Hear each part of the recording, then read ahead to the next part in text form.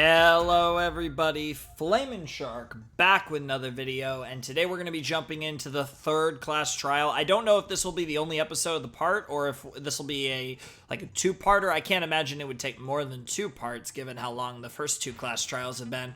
But we're about to jump into the third class trial, and I'm actually recording this immediately after finishing the investigation. So I looked at the file, it was like 1:40, I think, and given I do have to cut off a little bit of the other one, it would be a really long episode, but I think the last episode will probably be episode 10. Like, that entire episode will probably be one episode, the last 2 potatoes. So I think what I just recorded will probably all be episode 10, and then this class trial will probably be episode 11 of my Danganronpa Trigger Happy Havoc playthrough, because like I said, again, because in all likelihood, I will be only releasing these episodes once a week. I want to give you guys like a lot of content for Let's Play, especially as in particular. So that's kind of why I am planning kind of for the idea of really long parts. So that, oh yeah, it's like, okay, you get one episode a week, but if it's like a 2+ hour episode, then it's kind of comparable to other people who do shorter parts but do them more often. So if you really want, you could spread that part over multiple days or do whatever, but I'm still giving you a lot of content, like per day in a sense. So I do want to look at our truth bullets real quick. We should review, so we have 17 this time. The Monokuma file, the victims are Hifumi and Taka. The cause of death for each was a blow to the head. It is thought that they were both killed with a similar weapon. So that does not confirm that it was the justice hammers, but that is assumed to be the case, but not guaranteed. But I don't remember finding anything that could potentially be a different murder weapon. Okay, blue tarp. The tarp was found in the repository under Taka's lifeless body. It was apparently used to move Taka in order to avoid leaving any bloodstains. Yep. The dolly. The dolly was found when the body was rediscovered in the repository. This specific dolly has no handles, and blood was found on one of its wheels. It is assumed that this is the same dolly that was in the equipment room where Kiyotaka's body was originally discovered. Very good stuff there. Hifumi's glasses. When they were first found in the nurse's office, Hifumi's glasses were covered in blood. However, when they were next seen in the repository, they were completely clean, and that is because Hifumi faked his death, I guess, the first time, and then actually died the second time from the sounds of it. So I assume what happened was Hifumi faked his death as part of the mastermind's plan, but then the mastermind actually killed him because once that happened, once he had fulfilled his role, obviously they had to kill him. And also, in addition to that, but I don't know, like, Hifumi even had the dramatic death, so it seems like he was in on the whole thing, even himself dying. It honestly seems like he was willing to let himself die. And I wonder if this is somehow gonna have anything to do with alter ego, because it is relevant to me that the 2 people that died were the 2 people that were in love with alter ego. One because of Mondo, and one because of, like, Chihiro alter ego sauce, Spotless hammer. Hammers of all shapes and sizes were found in the repository. One of them was found wet and apparently been recently washed. So this might actually be the murder weapon. The door connecting the art room to the repository was designed to open only from the repository side. According to Hina, it was locked during the search for the missing body. However, when the body was rediscovered, it had somehow been unlocked. A puddle of blood was found in the equipment room where Taka's body was initially found. A tire track. Yeah, that's pretty obvious. That has to do with the dolly and the tarp and all that sauce. The glasses cleaning cloth. The anime, like, it's super, like, kawaii, kind of chibi art style there. The cloth was found in the trash can in the nurse's office. It is branded with a popular anime character, I'm sure. Not, I think just saying popular cartoon character might offend a few people, but they also refer to them as comics, not manga, which is definitely what they're supposed to be. It was found with blood on it. One has to wonder if someone used it to wipe some blood away. Celeste's account. Hifumi's body disappeared when Celeste and Aoi left the nurse's office to use the bathroom. Apparently they weren't gone for more than a minute or two. That's very sus. I think that's the only account we have this time. Ironically, we had a Celeste's account last case too. This is the note that Hiro wrote to get everyone to meet in the dining hall. Meet in the dining hall is all it says. The handwriting is remarkably neat and clear. That's the key. And yep, the blueprints for Robo Justice, which were found in Hiro's room, do not have handwriting that's as good as his. No one but Yasuhiro could have possibly fit in the costume. In addition, anyone wearing it would not be able to see their feet or bend at the waist more than 90 degrees. Yep. Oh yeah, we do have Hiro's account. Apparently, Hiro received a mysterious note last night. The note reads, I found a hole maybe we could use to escape. Monokuma can't find out, so don't tell anyone else for now. Let's meet in the rec room at 1 a.m. We have the broken wristwatch. I'm gonna stop reading all these, like, full out. You guys can obviously read the screen. I should have done this before, because you guys could just pause if you need more time. Yep, scrap of paper. Yep, Taka was holding it, and then the rest of the piece of paper, Hifumi had it, and it's the same as Hiro's account, except it's 6 a.m. instead of 1 a.m., so obviously it was for someone else, likely Taka. And then this is the weirdest part. Each student has their own handbook, which also acts as a card key. The owner's name is displayed each time the handbook is booted out.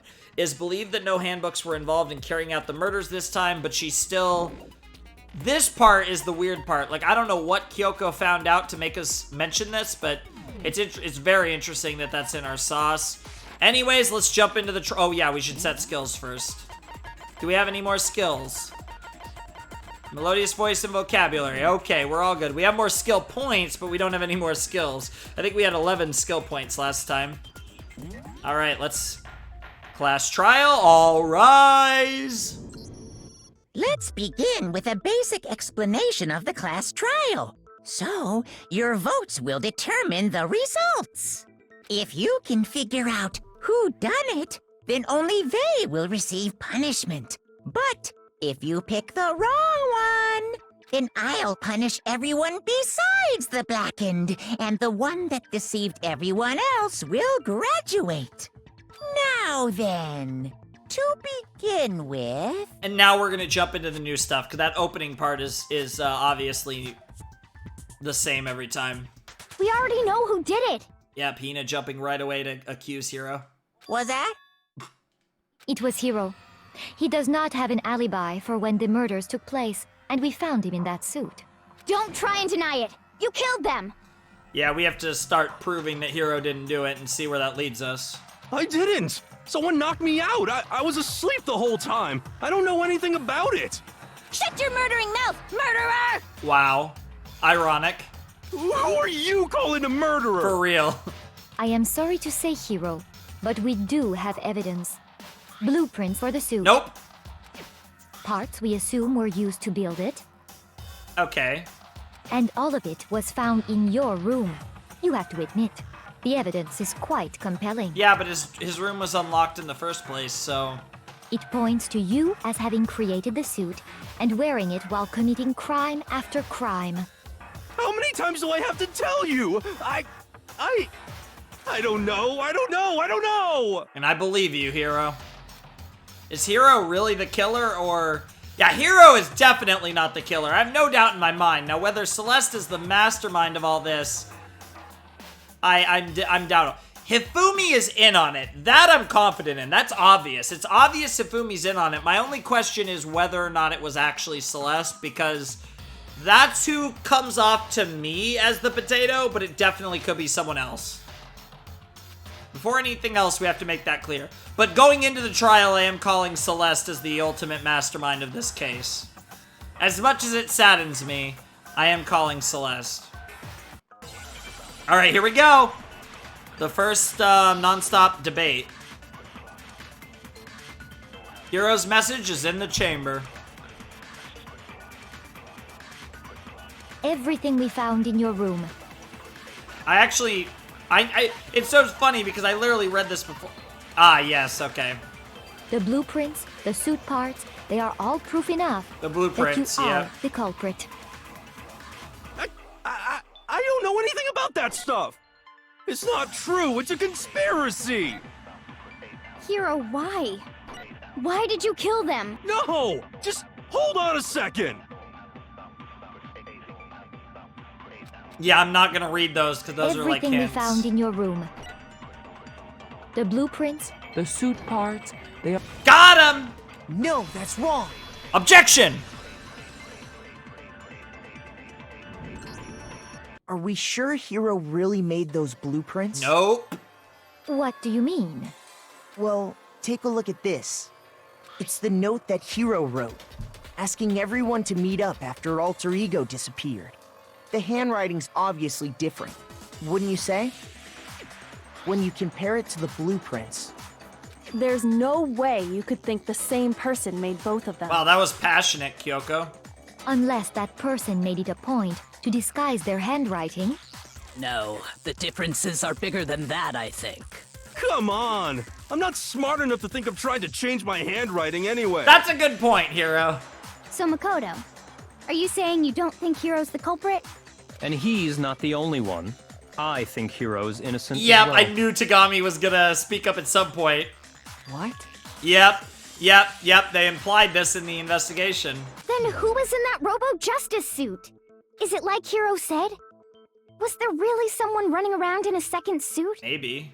I don't know, honestly. There would have to be, right? Oh, wait. Hifumi and Celeste. Oh my god, it is Celeste, isn't it?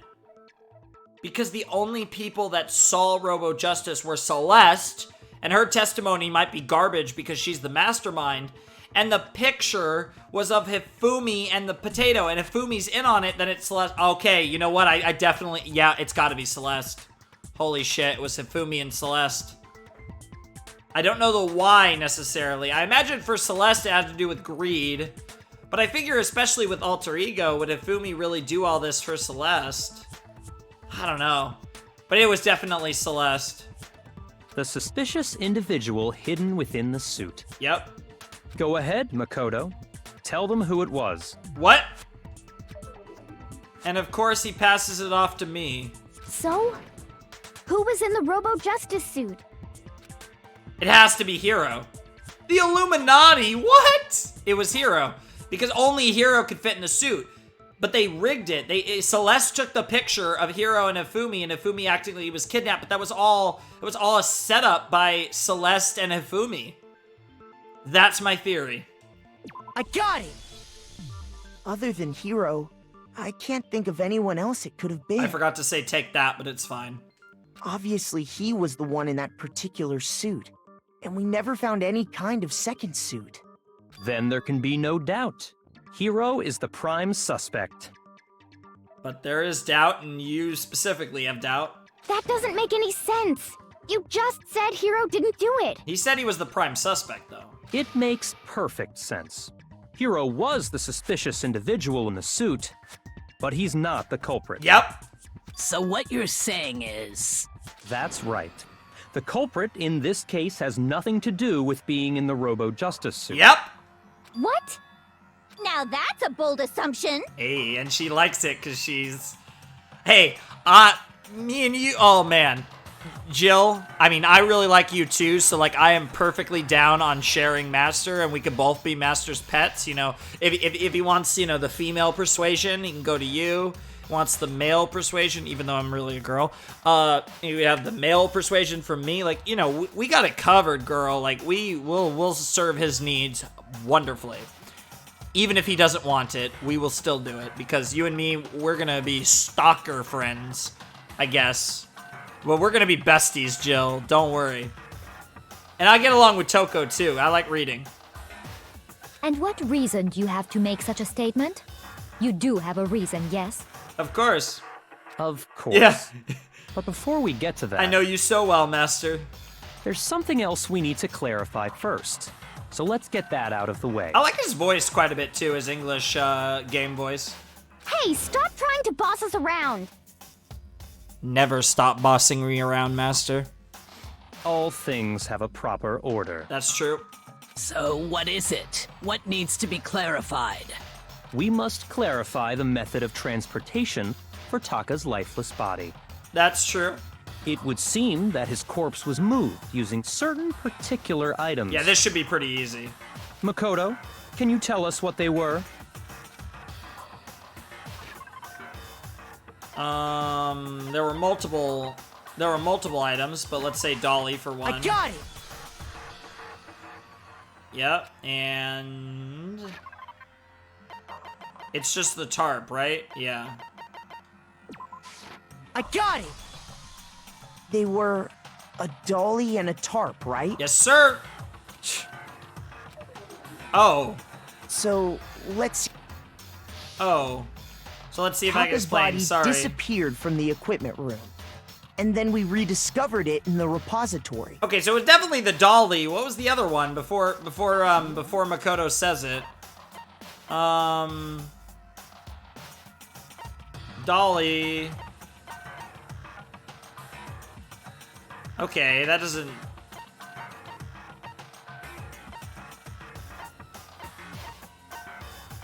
I'm a little confused, actually.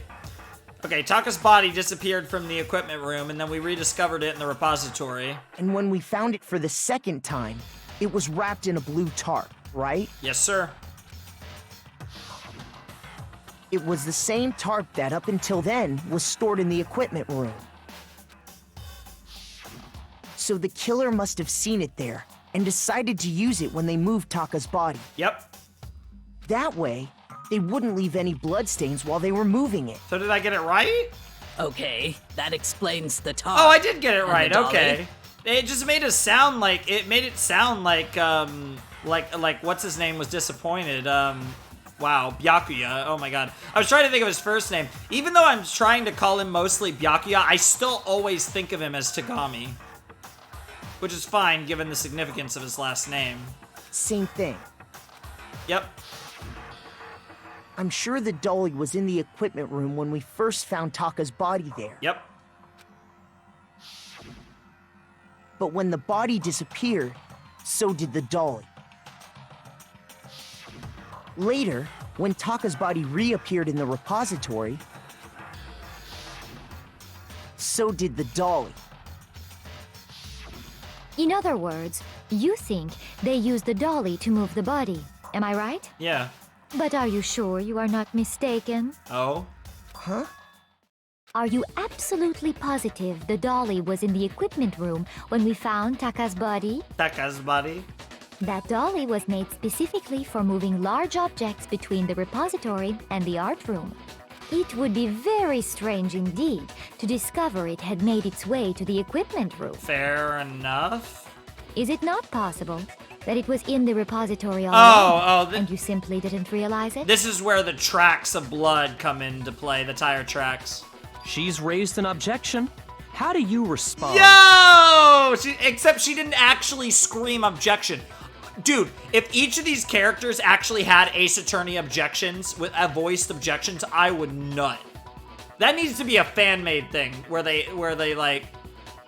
Oh, God. I don't know what the fan... Because Ace Attorney has some great fan shit. I don't know if Danganronpa's like that, but if it probably is. And if it is, oh man. I need some Danganronpa Ace Attorney crossover shit, where the Danganronpa characters are saying objection and shit. One day I'll catch up to this series. Long way to go. There is no shame in being wrong. Nobody expects much from you anyway. Jesus! We have all accepted the fact that you rarely understand what is going on around you. I don't know about that. Wow, I've never had anyone sound so nice while being so mean, but maybe I can change your mind. And to be fair, despite that fact, Tagami actually believes in us more than Celeste, which is pretty wild. If I could just explain to them why the dolly must have been moved from the equipment room to the repository, it's obviously the tire tracks. Oh, bullet time battle. Wait, we're about to have a bullet time battle? What? A new element has been added to BTBs. Would you like to hear more? Absolutely. Reloading. Let's talk about reloading. Starting with this next BTB, we're going to add one more ingredient to the recipe. On the bottom of the screen, underneath the tempo marker, you'll see your ammo count. Up until now, there hasn't been a limit on how you destroy your opponent's statements, but from now on, just locking on and pressing the Y button won't be enough to handle them. Now it will cost you 1 bullet to destroy a single remark. Once you run out of bullets, you can't destroy any more statements no matter how locked on you are. However, you could reload by pressing the X button. I'm trying to picture an Xbox controller. I have my phone with me here, so I'm actually gonna check real quick what the X button. I think X button on an Xbox controller is square on a PlayStation controller, if I'm not going crazy. But I still want to check.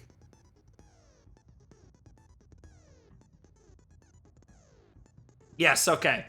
I apologize for that. You can tell I'm not a huge gamer, and I have literally never in my life have I owned an Xbox console. So, I wanted to check. Just like locking on, you'll have to press the X button in time with the tempo marker. Basically, just remember that the X button now is a function along with the A and Y buttons. Yeah, that's simple enough. That's no problem. You will automatically reload at the start of fever time, and your ammo will not decrease. Good. Oh, but if you're actually... Okay. Which case, yeah. Well then, GLHF. Alright, let's do it. We're getting a bullet time battle already. Weird. You have it wrong. I cannot agree. You are a fool. So pathetic. Lies will get you nowhere. Do your worst. Away with you. You miserable wretch. I cannot agree. You are a fool. Lies will get you nowhere. Do your worst, you miserable wretch. You have it wrong. I cannot agree. You are a fool. So pathetic. Lies will get you nowhere. Do your worst. Away with you. You miserable wretch. I cannot agree. You are a fool. Got her. Got her. I cannot agree. This should prove it. Take that! Or gotcha! No, I think I should do gotcha for that one. Shouts to Apollo. If you're asking for proof that the dolly moved, I have it right here. When I found the dolly in the repository, one of the wheels had a blood stain on it. There was a pool of blood in the equipment room with a tire mark in it that matched the dolly wheel's tread. Yes, sir. The killer probably rolled the dolly through the blood on accident as they wheeled the body out of the room. Yeah. Oh, poor Ifumi. Now you're surrounded by dead people. And as the blood dried on the tire, they moved the body into the repository. So there's my proof that the dolly was used to move Taka's body. Ooh. Jeez, does Celeste really hate me that much? Well, anyway, that was just something we had to get out of the way. Let's get back to the main subject. Yeah, that's a small detail that might be relevant, but yeah. Yeah, the subject of how Robo-Justice didn't do it. Because if it's not a killer robot, then what kind of robot is it? Oh my god. I'm not sure that really matters. Yeah, not really. I'd be happy to explain why the occupant of the suit couldn't possibly be the killer. Yeah, because you can't move around in that damn thing. If you look back on how the body was transported, it will become immediately obvious. But look at how the body was moved. It'll be clear why the person in the suit couldn't have done it. What does he mean by that? I actually am not sure. Let's see what's loaded in the chamber. It's gonna be the dolly? Okay, it is. We are talking about how the costume is just terrible. Okay, let's see. As we know, Taka was killed in the equipment room. Yes, sir. And from there, the body was moved to the repository, correct? Yeah, the culprit wrapped the body in the tarp, then loaded it onto the dolly and wheeled it off, right? Now, keep in mind that the dolly doesn't have a handle. Well, yeah, but even without a handle, all you'd have to do is bend over. And that's the statement. Then you could push the dolly no problem. So the killer just crouched down and carted the body off to the repository. If you accept everything we just said, then you must realize that whoever was in the suit couldn't possibly be the culprit. True. Sorry, I don't think I realize anything. Wow. Okay, let's skip through. I'm looking away. I don't want to see what Makoto says. As we know, and from there. Yeah, then loaded it on. Now, keep in mind that the. Well, yeah, but even without a hand, all you'd have to do is bend over. That's the statement. No, that's wrong. Objection! You're absolutely right that you could push a dolly without a handle if you stoop down low. But Robo Justice can't. But if you were wearing that suit, do you think you could actually get into a position like that? No, sir.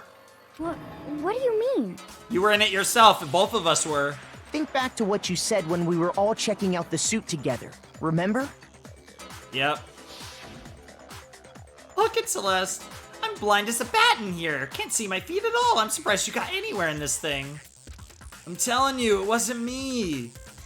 Not to mention, you totally can't bend at the wrist. Seems like a pretty obvious oversight. Yep. Or at the waist, sorry. When you're in that suit, not only can you not see your feet, but you can't even bend at the waist. Am I right about that? Yep. Now that you mention it, yeah. It seems like it'd be awfully hard to push that dolly if you couldn't bend over. Well, what's to stop you from simply pushing the dolly with your feet? I kind of wondered if that was going to be brought up. When you can't even see your feet? You really think someone could kick the dolly all that way? But that's a fair counterpoint. Yeah, it'd be totally impossible. Not that I can say for sure myself. Wow. On top of that, if you were wearing such a rigid, cumbersome suit, it's very unlikely you would have the dexterity to go about wrapping the body in a tarp. Well, I mean, isn't that just a matter of taking off the suit when you're ready to move the body? Yep, there's absolutely no chance the costume was taken off just to move the body because you can't take it off by by yourself. Once it's on, you can never take it off. That'd be so funny. He was just stuck in the suit still. I got it! Take that! I don't think taking off the suit was an option. If you remember... I don't know what's up with this thing, but I can't actually get it off. A little help? Why would you make something that you can't take off by yourself? I didn't make the stupid friggin' thing. There's a clasp on the back that's keeping you from getting it off. It looks pretty sturdy. I don't think you can get it off on your own. You don't really have a choice. Let's help him. That's true. It seems impossible to put the suit on or take it off without help. Which says two things, actually. Then, you really can't take it off by yourself? Hero wasn't just making it up? No, girl.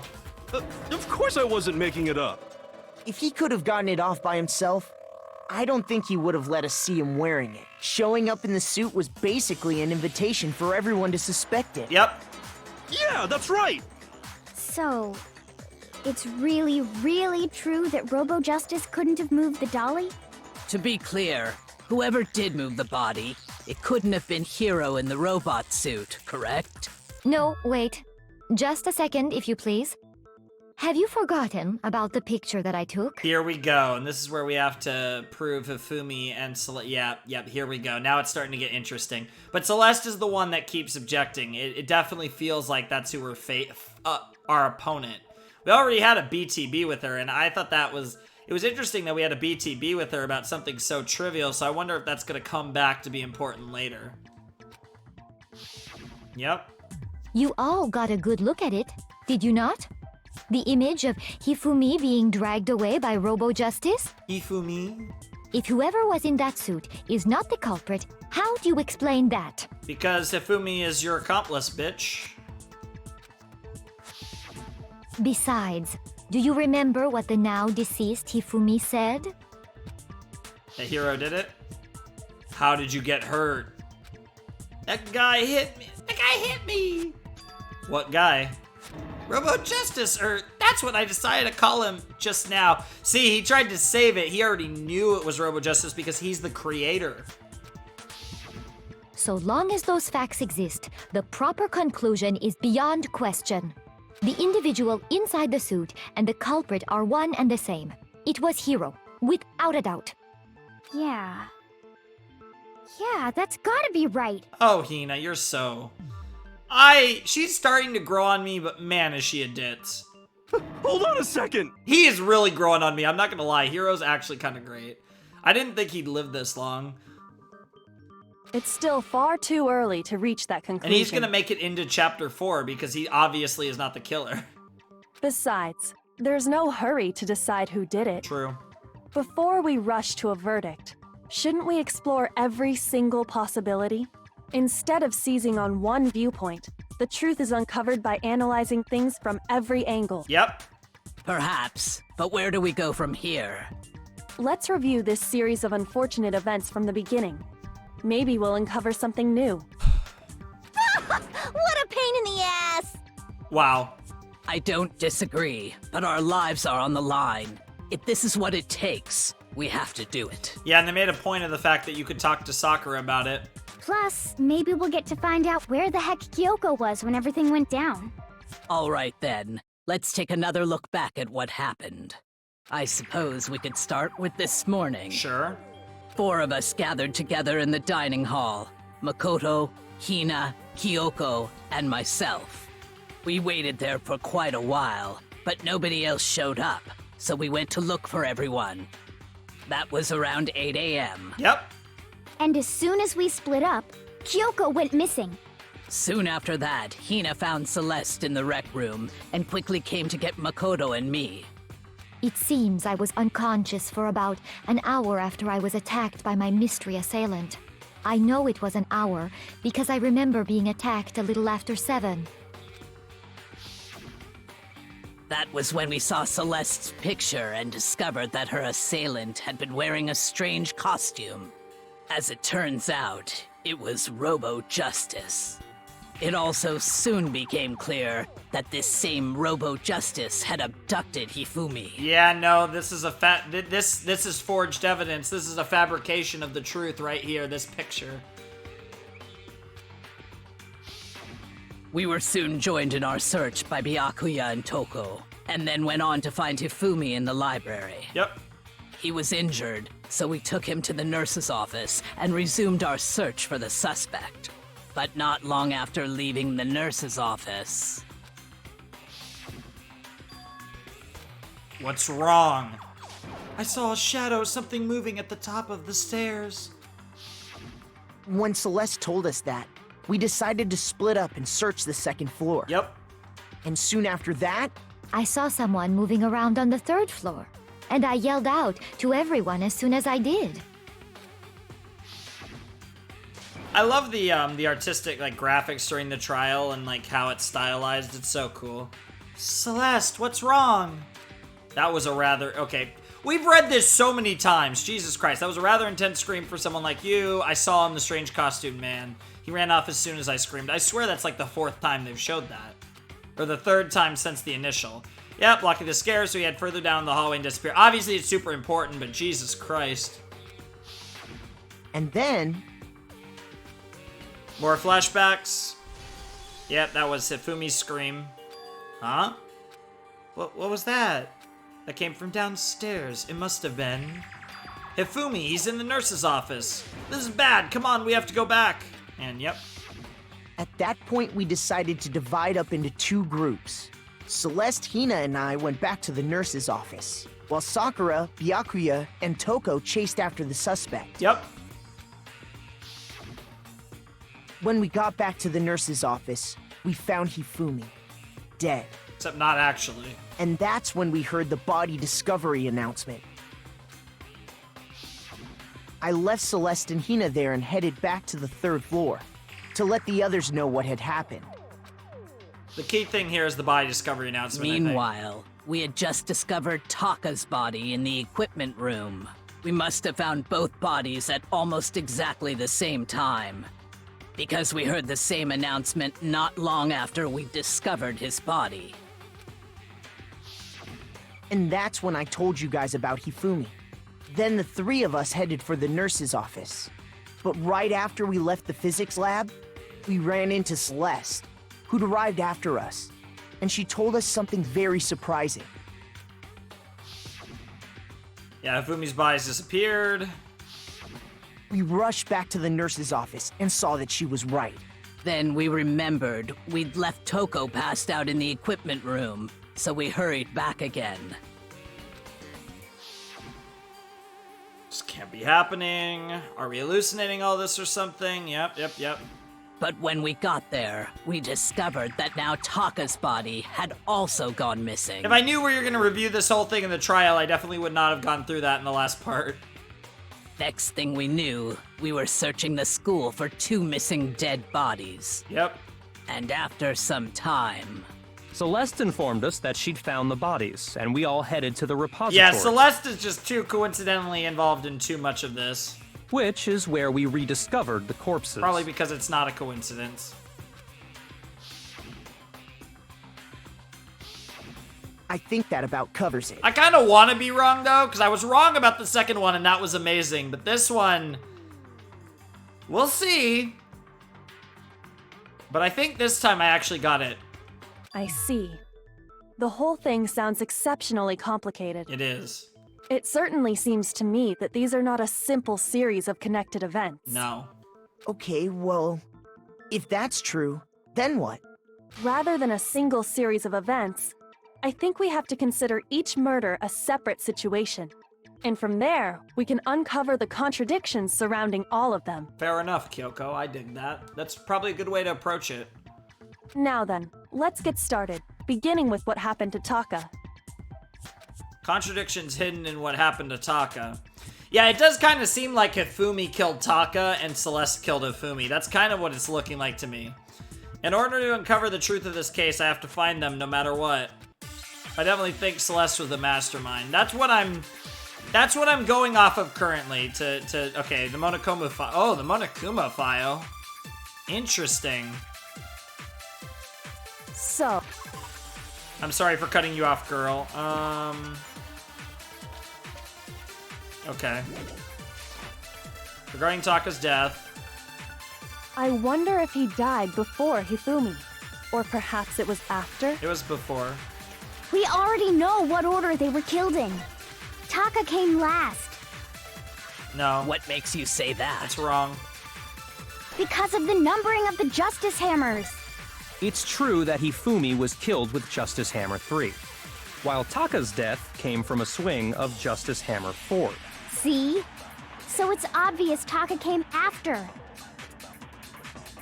I think we have to, I need to see controls. How do we... Not silencer, not concentrate. How does this... It's not silencer, right? No. Are we not able to... How do we absorb a...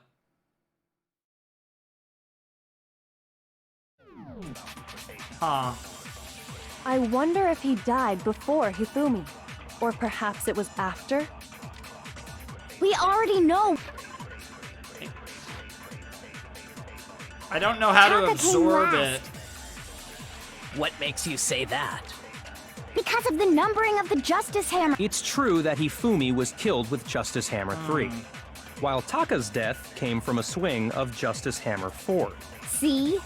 So it's obvious Taka came after. Okay, I'm gonna assume that that was not the case because we have the washed off hammers. So I wonder if, or perhaps it was. We already know what order Taka came last. What makes you say that? Because of the numbering of the Justice Hammer. It's true that Crap. Hifumi was killed. I missed it again. See? So, it's I'm obvious gonna Taka came after. I'm gonna dispute the second statement of Aoi. I wonder if, or perhaps it was. We already know what order Taka came Crap. last. What makes you say that? Because of the numbering of the Justice Got Hammers. it! Oh, that was not it. Okay. Okay, that was not it. Shoot! Shit. Shit, okay, I actually took some damage. That's the first time I've gotten something wrong. So, regarding Taka's death. How do I absorb I it? wonder if he died before Hifumi, or perhaps it was How after. do I absorb? We already know what order they were killed Oh, in. that's it. That's it. Okay. Taka came last. Okay. That's how I What do it. makes It's with you say triangle. that? I hold down triangle. Okay. Because of the numbering of the Justice.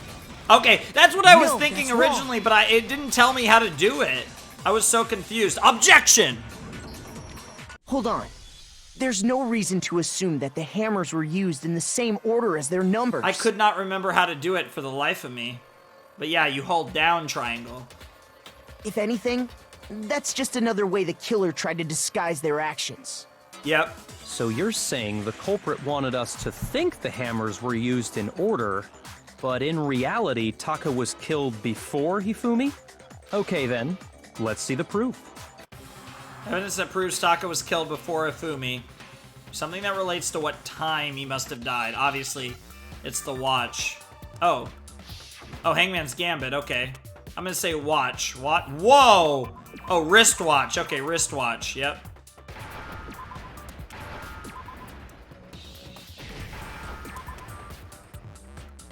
Give me an A.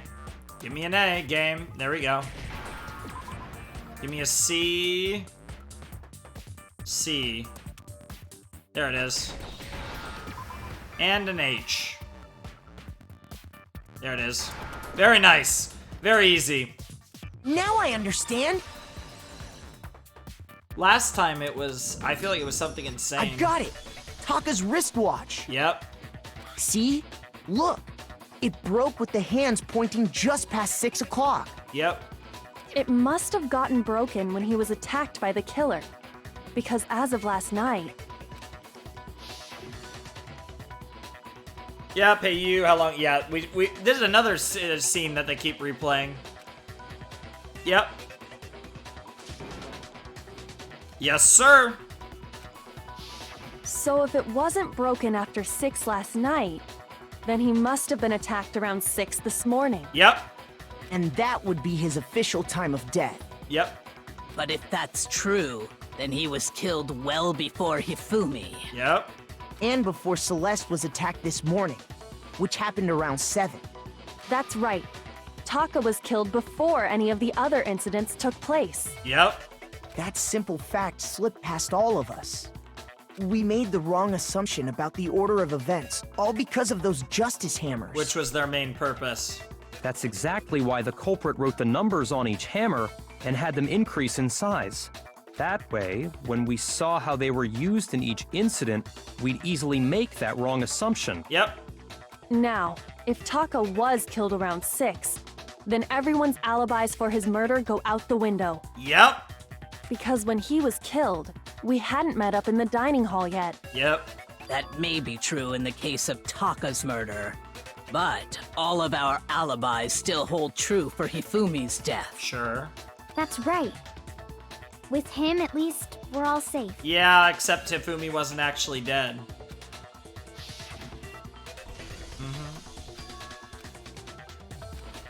Yep. Yep. But that wasn't his real death. When we heard Hifumi screaming, we were all together. Except for Hiro and Kyoko.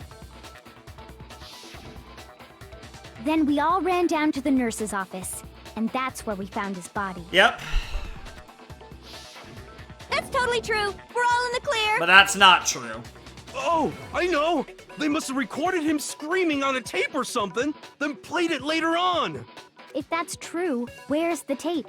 I don't know. Wow. Don't just go making stuff up. I don't know, Hina. You're really not any better than him when it comes to this. You two, Hina and Hiro are like the two biggest susses, but I'd say Hiro's a bit better. Anyway, we all have rock-solid alibis for when we heard Hifumi scream. Whereas everyone else here is pretty, like, good with the trials. Even though Celeste doesn't usually add in a lot, which is another reason why it's a little suspicious in this case how much she's leading it. But Sakura always has good analyzation. She's pretty cool. And then Kyoko does a lot of sauce. And then, of course, Tagami is a leader. And then we got Jill hanging around. Since all of us were there together, clearly none of us could have killed him. And it does not stop there. There was also the moment when we discovered his body had disappeared. That's true. When his body vanished from the nurse's office, It's because Hifumi walked right out. Hina and I were in the bathroom together, while everyone else was in the equipment room, correct? Hifumi is the answer. This part I'm confident about 100%, although I'm pretty confident Celeste is our potato. And then there's the disappearance of Taka's body from the equipment room. At that time, we were all gathered together in the nurse's office because of Hifumi going missing.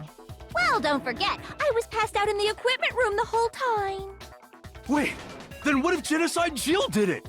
She could have dragged Taka's body out of there right then! Even if she could pull that off, there's no way she could have done the same with Hifumi's body. True.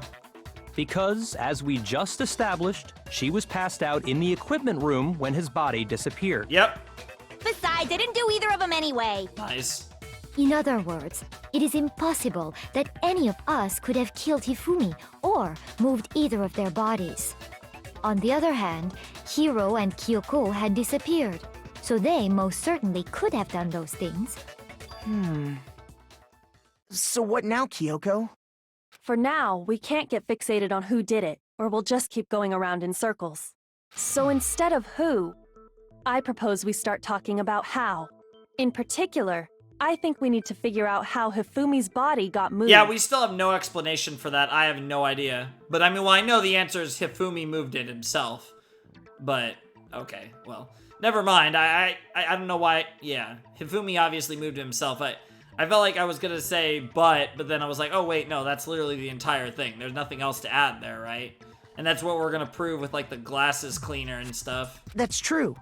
We searched everywhere, but we couldn't figure out how to explain his body disappearing. And according to what Celeste said...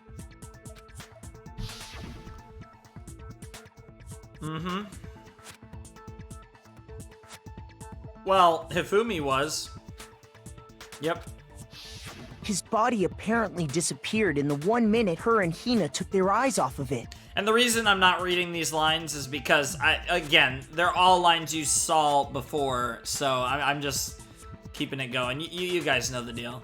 But to carry that much weight from the first floor up to the third in that short amount of time? Oh man, yeah! There's no way! It'd be impossible! Yeah, it actually would be impossible. I agree with you, Hiro. Well, what if I told you there was a way to make the impossible possible? I was gonna say, yes, it is impossible. So here's what happened. What? How? This works too. If the dead body were to move Oh, itself. they're playing the music! Huh? And Makoto had no thought of that. The dead body moved on its own? No! Not another... ghost! Hiro and his damn ghosts. I don't think it has anything to do with the occult. I think what she's implying is, we thought Hifumi was dead, but perhaps in reality he was still alive. He was alive? Well, yeah, the big hint is that he had that moment where he spoke. Are you saying Hifumi wasn't carried out of the nurse's office, but simply walked out on his own? That's exactly what we're saying. But I mean, we found his body. He was dead. Perhaps he was simply playing dead. Yeah, Tagami's like, I approve of this. That it isn't possible. Oh, it is possible, Celeste. The idea that Hifumi was still alive and the glasses cleaner is the big evidence. Is it really possible? Here we go. Glasses cleaner in the chamber, I bet. Oh, broken wristwatch in the chamber.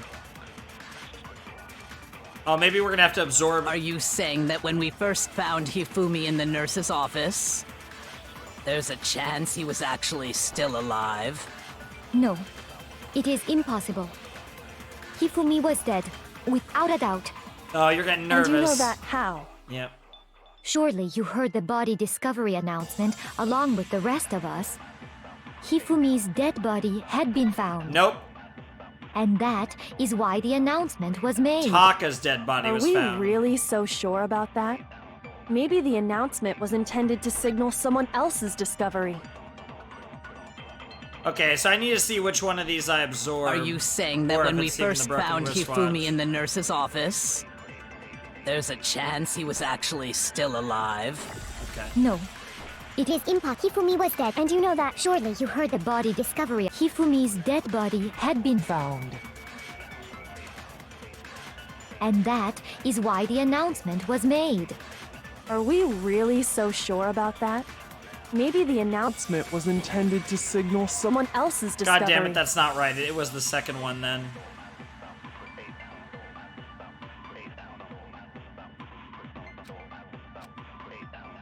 Are you saying that when we first found, there's a chance he was actually... No. Hifumi was dead, and you know that. Surely you heard the body discovery. Hifumi's dead body had been found. And that is why the announcement was made. Are we really so sure about that? Maybe the announcement was intended to signal someone else's discovery.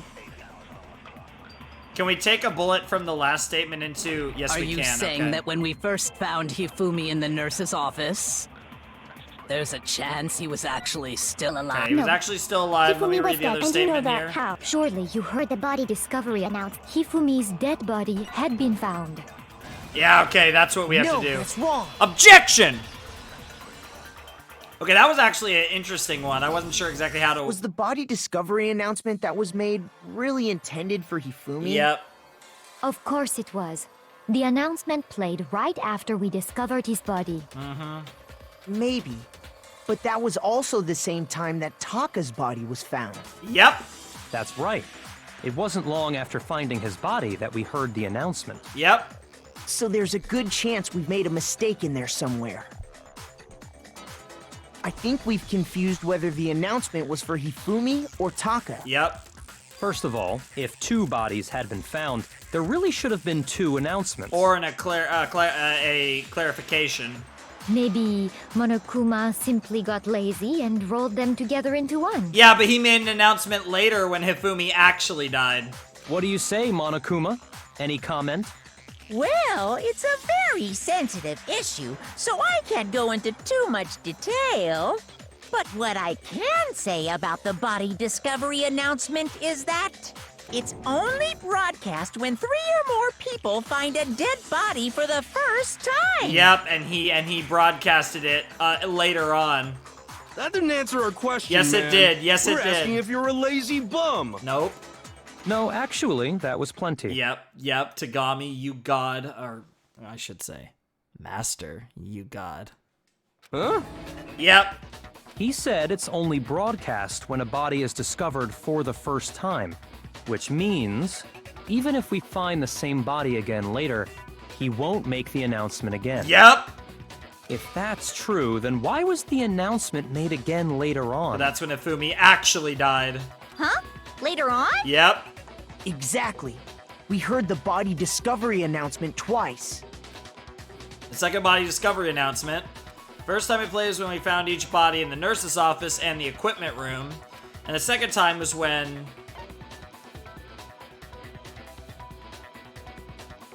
I thought it was just after Hifumi came... Well, wait. Yeah, when both bodies were rediscovered, and then Hifumi came back to life for a second, yeah. I got it! Take that! We heard it a second time in the repository, when we rediscovered the 2 bodies. Yep. Ding dong, ding dong. A body has been discovered! Yeah. It didn't seem weird at the time, but it contradicts what Monokuma just told us, doesn't it? Exactly. If we were actually rediscovering both bodies, the announcement shouldn't have played. Then in reality, when the 2 dead bodies were rediscovered, one of them was actually being discovered for the first time. Yep. So, when we found Hifumi the first time in the nurse's office, he wasn't actually dead yet. Meaning, he wasn't actually found dead until we came upon him in the repository. And that's just part of it. There's one other thing that leads me to believe he was still alive in the nurse's office. The glasses cleaner, the lens cleaner. Oh, I know! Because he was super good at playing dead! Bada bing, bada boom! I love you, Jill. That is the worst logic I have ever heard. It was pretty good, honestly. But honestly, I do not think there's anything that can prove he was still alive. Okay then, let's take another look at the events surrounding the discovery of his body. Yeah, Kyoko knows what's up. Then it should become clear whether he was really alive or not. This whole thing is pointless. There has to be proof that shows Hifumi was still alive. I have to find it and show it to everyone.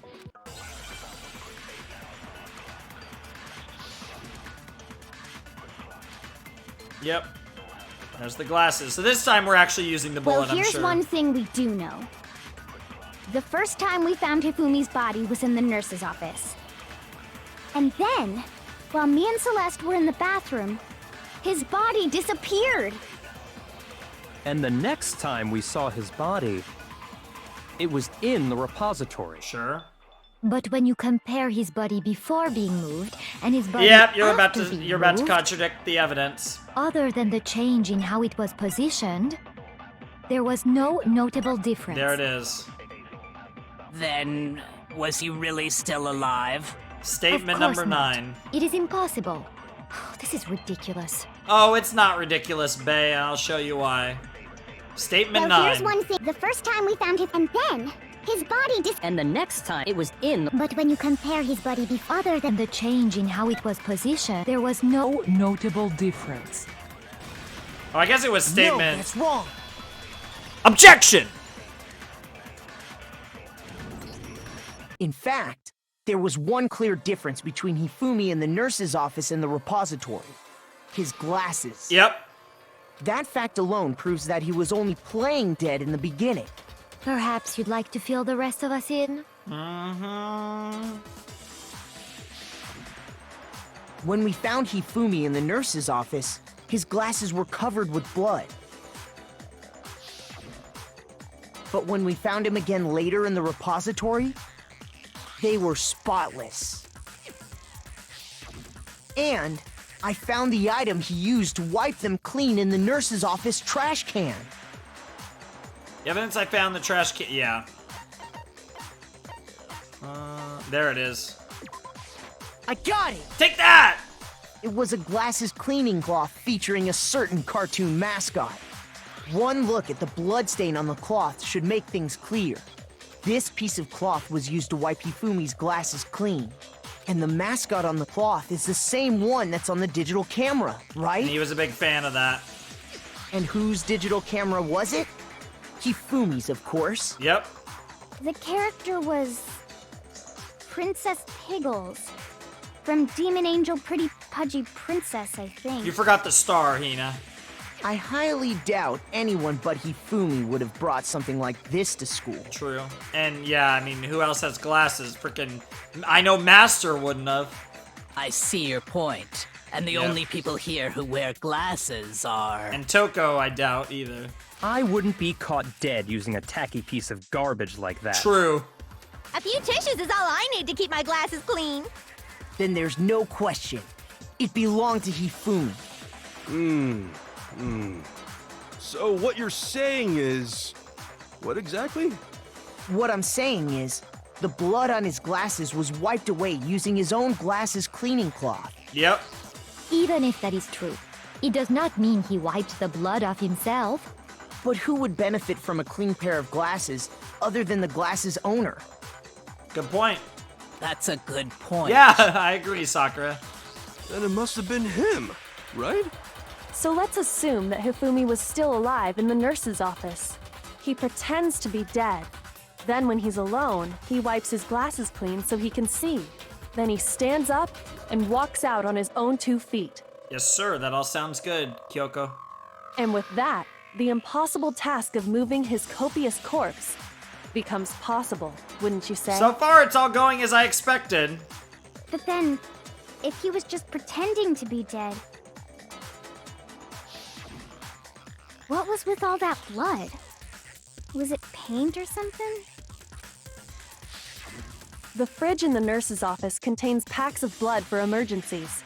He probably used one of those. He figured if he was gonna play dead, he should go all out, so he just dumped it everywhere! Damn. But he got crazy with it and had to wipe his glasses off when he was done. God, what an idiot! Oh my god, look at her face! She's enjoying this so much. And if Hifumi was still alive at that point, the disappearance of Taka's body is easily explained. Yep. It should be perfectly obvious who must have moved Taka's corpse. Hifumi. Yep. I got it! Take that! It could only have been Hifumi. While we were all gathered in the nurse's office, he went to the equipment room and took Taka's body. That also explains how the door to the repository got locked. The door was locked? Yep.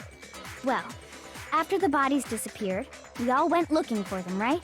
So me and Sakura headed for the repository. But when we got there, the door was locked. Yes, sir. And the repository door can only be locked from the inside. Which means, when Hina and Sakura got to the repository, someone was already inside. Yep. And it could only have been Hifumi, who just finished stashing Taka's body there. That's a different angle.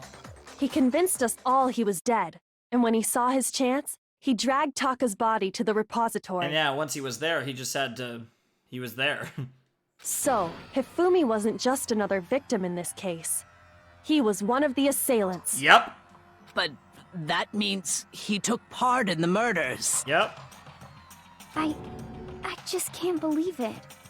If you're having trouble, would you like me to show you one more piece of evidence? It feels like Hina has a weird connection to Hifumi, and I wonder if that goes back to what Hifumi said right before he died. To her, in fact. There's more? Oh, absolutely. The single biggest fact pointing to his involvement has yet to be revealed. His handwriting. You know what I'm talking about, right, Makoto? The item he took off of Taka's lifeless body? Yep. Yeah, I mean, that kind of gave it away if you didn't know, but we're talking about the paper. Where is it? There it is. I got it! Take that! You're talking about the note Hifumi had hidden away, aren't you? Of course. Hidden note? Yes. That's right. We found it stuffed in his pants. Gross. What? In his pants? Oh my god, that reaction. Yes, his pants. Okay, well, forget about the pants for now. Yeah. Take a look at what the note says. Found a hole maybe we can use to escape. Monokuma can't find out, so don't tell anyone else for now. Let's meet in the equipment room at 6 a.m.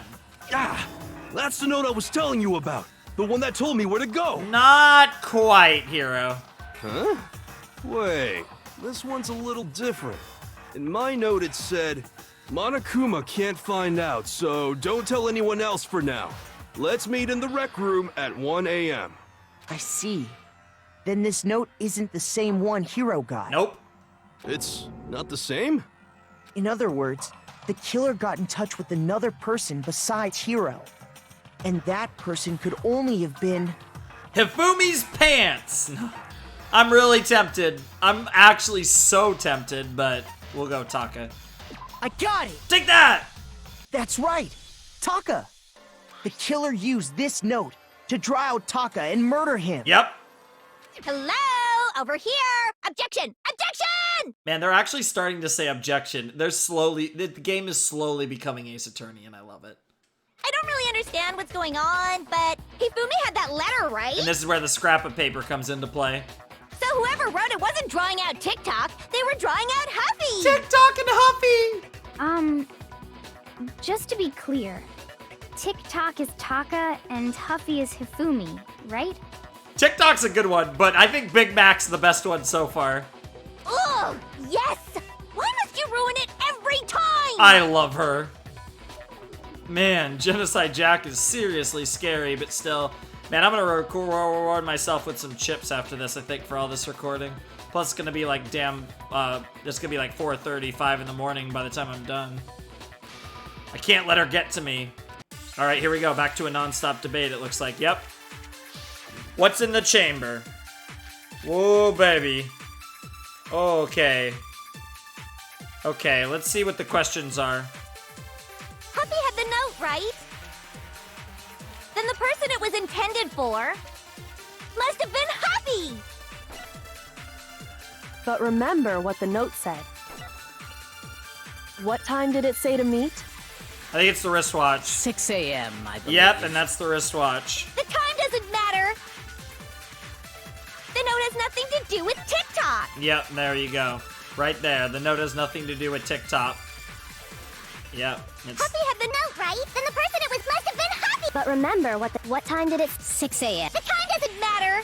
The note has nothing to do with TikTok! Got him. No, that's wrong. Objection! You know how it goes. We gotta yell those objections. No, there absolutely is a connection. What the hell are you talking about? Y'all about to find out, oh fellow pet of our master. I don't know. I don't know about the exact logistics of what we're calling ourselves, but did that make you? Are you my sister? Kind of. This just got even kinkier. Jesus. The note said to meet at 6 a.m., which is the same time Taka was murdered. We've already proven that using his wristwatch. But there's more. Look where the note says to meet. The equipment room, right? Which is where Taka was killed. I see. So, Taka was murdered at both the time and place written in the note. True. I think that should be plenty to show that this note was definitely meant for Taka. Yep. Well, when you put it like that... No further objections! Very nice.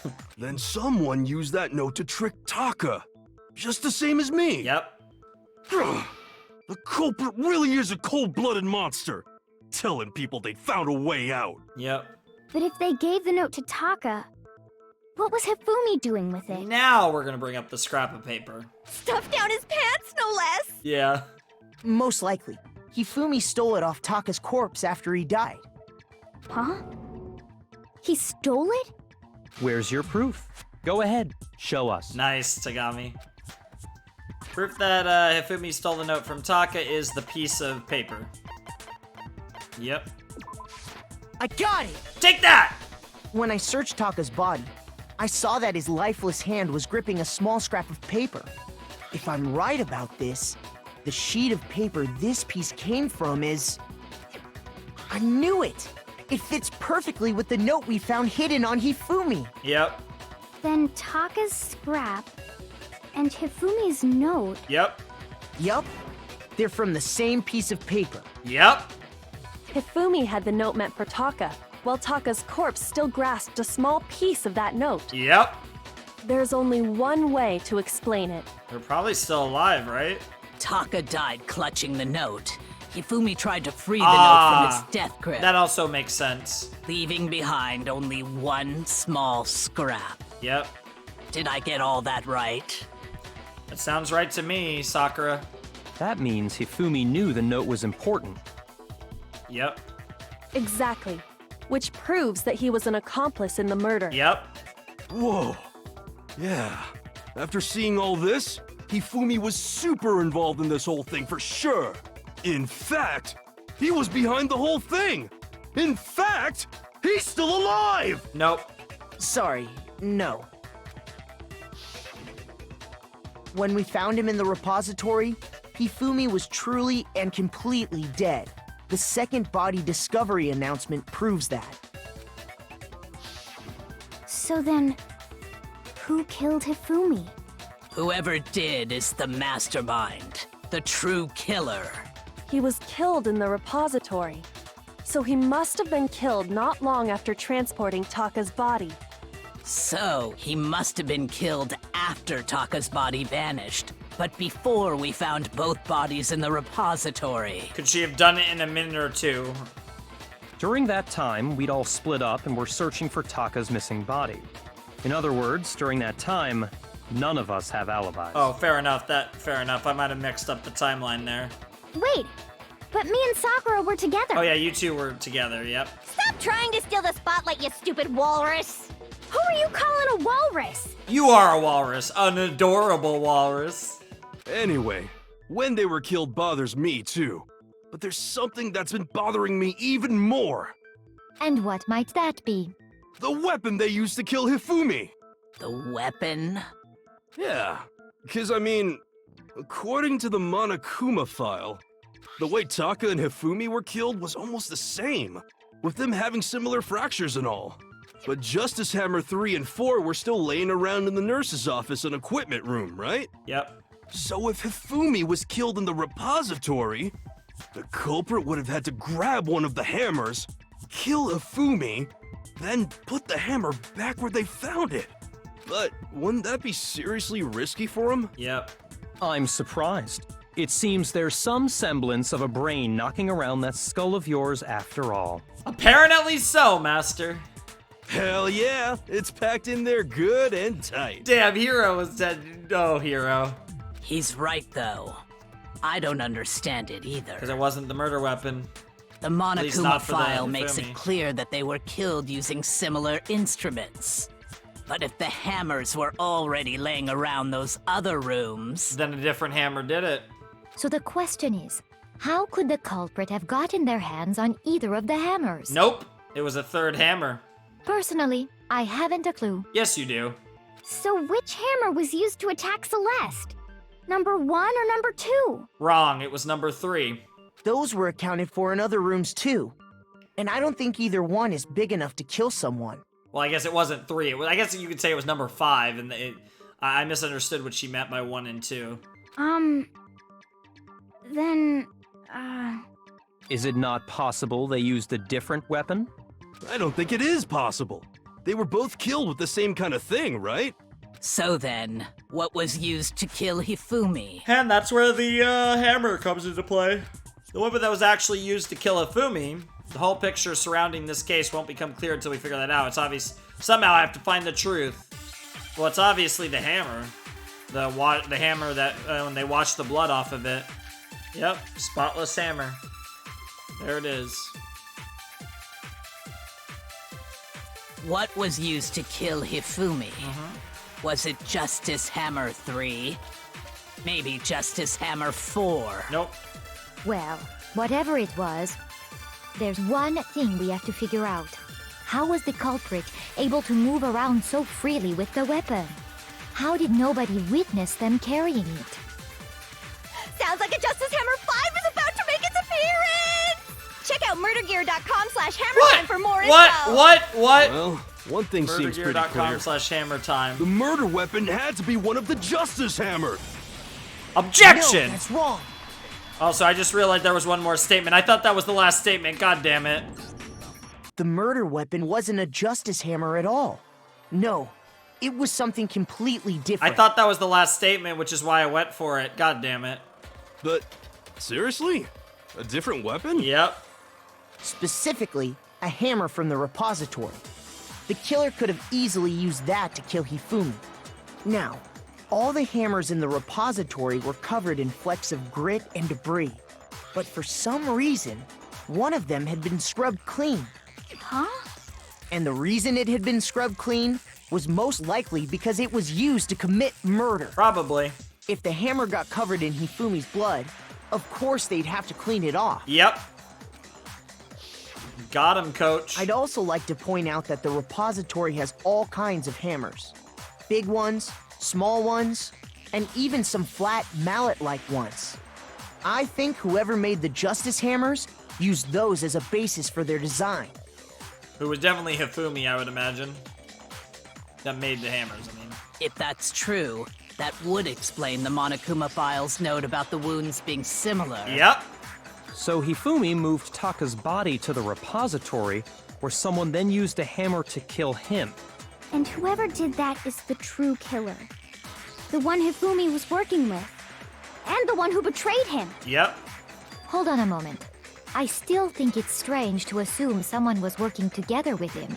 The way the graduation rule works, there is no benefit to helping someone else carry out a murder. And I think this might be what actually casts more suspicion on you, given the fact that Hifumi was kind of he was your little piggy. So the idea that anyone would work together like that is simply ludicrous. We talked about this, did we not? We did talk about there wouldn't be any reason for anyone to work together. At least that's what we thought at first, but... Let's see what's loading in the chamber. Spotless hammer. I get the feeling we're gonna have to absorb a statement into a truth bullet. Based on the rules that have been laid out for us, even if more than one person is complicit in the murder, only the one who actually carried out the act can graduate and survive.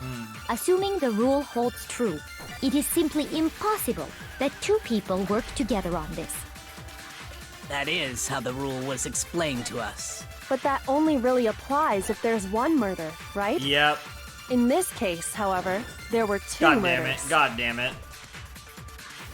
Yep. Based on the rules that have been laid Page out for murder us, 1. even if Yep. more than one person is complicit in the murder, only the one who actually carried out the act, assuming the rule holds true, it is simply impossible that two people were... That is. But that only really applies if there's one murder. In this case, however, there were two murders. Oh, that's not it. Oh. Shoot! Oh shit, okay. Based on the rules that have even if more than one, only the one who actually, assuming the rule It was holds impossible. true. Okay, That so it's is. the But reverse. that only really applies It's if the in this reverse. case, however, there were two murders.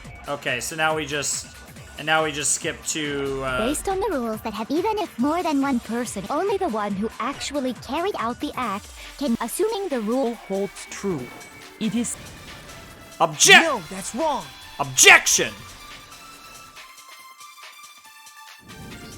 So Since there were 2 murders, it's at least plausible that more than one person was involved. I had the right idea, but I didn't know how to explain it properly. But yeah, I guess it being impossible was the contradiction, not that there was 2 murders. So it makes sense that I had to absorb 2 murders to say it was impossible.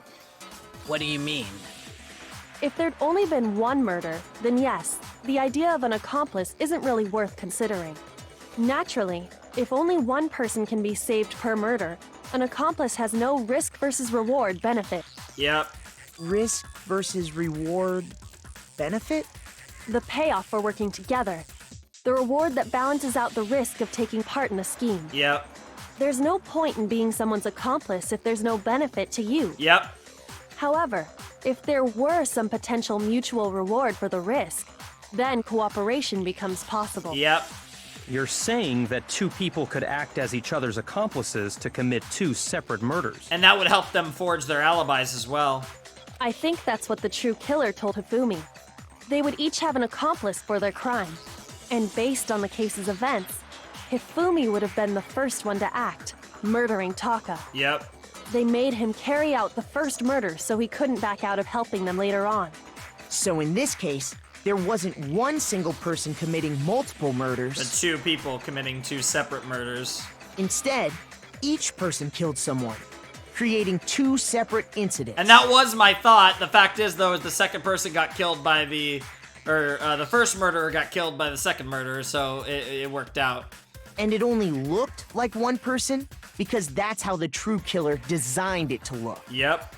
A single suspicious individual, a similar weapon used in each crime, disappearing bodies. By creating one seamless set of circumstances, they made it look like one person was behind it all. Yep. The mastermind picked their target and managed to convince him to go along with their plan. And then, to avoid the no accomplices rule, they simply killed their accomplice. Yep. Which, if true, means that betraying Hifumi was part of the plan from the very beginning. Yep. That's just awful. How could anyone be so cruel? I can think of a couple people. You think so? I can't help but admire its cunning. Still, their choice of accomplice seems odd. Because she knew that she could manipulate him. The effort made to convince us the 2 murders were the same. That was the main characteristic this time. Kyoko must have noticed that fact from the very beginning, which is why she said not to look at this as a series of connected events, but entirely separate incidents. Kyoko really is amazing, although, when you think about it, she's almost too amazing. Yep. Like, it's almost unnatural how good she is at this. Yep. 1, because she's the spy. 2, because either she's the spy or her gimmick, or her actual ultimate has to do with being a spy. But it's a double thing. She might have been a spy and now she's still a spy. I don't even know. But a spy and like a detective, ultimate detective spy potato. I understand how an accomplice could be involved. But then, who was the one pulling Hifumi's strings? That's problem numero uno right now. Yep. The true killer manipulated Hifumi to carry out a number of actions and in the end murdered him. In the debates up till now, the way the case has unfolded, when you consider all that, there's really only one person who seems to fit. Wow, they're making us choose now.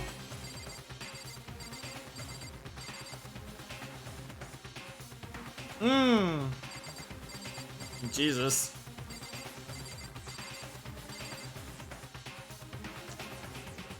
I hate to do this, girl. It's interesting with the Kyoko thing, but, Celeste got a little help from her little piggy. Here's my answer. Gotcha! It was Celeste. Ah, so I'm the suspicious individual now, am I? Yep. I really do hate this kind of joke. It's no joke, girl. We're taking you down. A joke? I wonder. Oh, Tagami! So what you are saying then is that I specifically chose to work together with Hifumi. I think so. The idea that I would choose to spend any amount of time interacting with him, that I would go within 10 feet of that shit for brains, that lazy, worthless goddamn idiot! And there's her, and there goes her accent. Pardonnez-moi. Pardonnez-moi. Yeah, because she's like a French-German hybrid, but all of a sudden she goes not so French or German. Just to be clear, there is evidence to support it. Yep. Is that so? Yep. It is. Throughout the investigation, there was certain behavior that was common only to the two of you. Considering what we've learned so far, it only further proves that the two of you were working together. Hell yeah, Tagami. What is it that only Hifumi and Celeste had in common? Yeah, they're the only people that saw Robo Justice. I got it! Take that! The behavior they had in common has to do with the suspicious individual in the suit, doesn't it? Yep. The only ones who ever actually saw Robo Justice firsthand were Celeste and Hifumi. Shush. The adults are talking now. Damn! Sorry. As he said, Wow. only Celeste and Hifumi ever laid eyes on the costumed individual. Oh my god, Tagami's like, this is too much fun. I want to take this bitch down. Holy shit, Tagami. Yes, sir. Yes, sir, master, sir. If we accept that Hifumi was one of the culprits, we can't help but suspect what Celeste has said as well. Are you saying everything they told us was a lie? It seems like it. After taking Hifumi to the nurse's office, we all began our search for this individual, correct? And not too long after that, do you remember what Celeste said? Yep. I saw a shadow, something moving around at the top of stairs, and she was uncharacteristically shaken up. And she beat... We headed to the second floor specifically because of what she claimed to have seen. And obviously she hurt herself to make it more believable. Next, to draw us all to the physics lab up on the third floor, She let out a blood-curdling scream. And Tagami even immediately was like, damn, that was intense for you. and when we'd all come to see what was wrong, what was it she said? Celeste, what's wrong? Yep, the rather intense scream. They keep showing this part.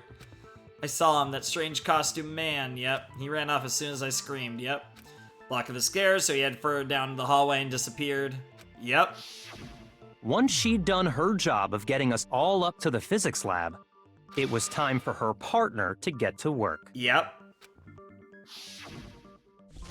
and then Hifumi made the scream.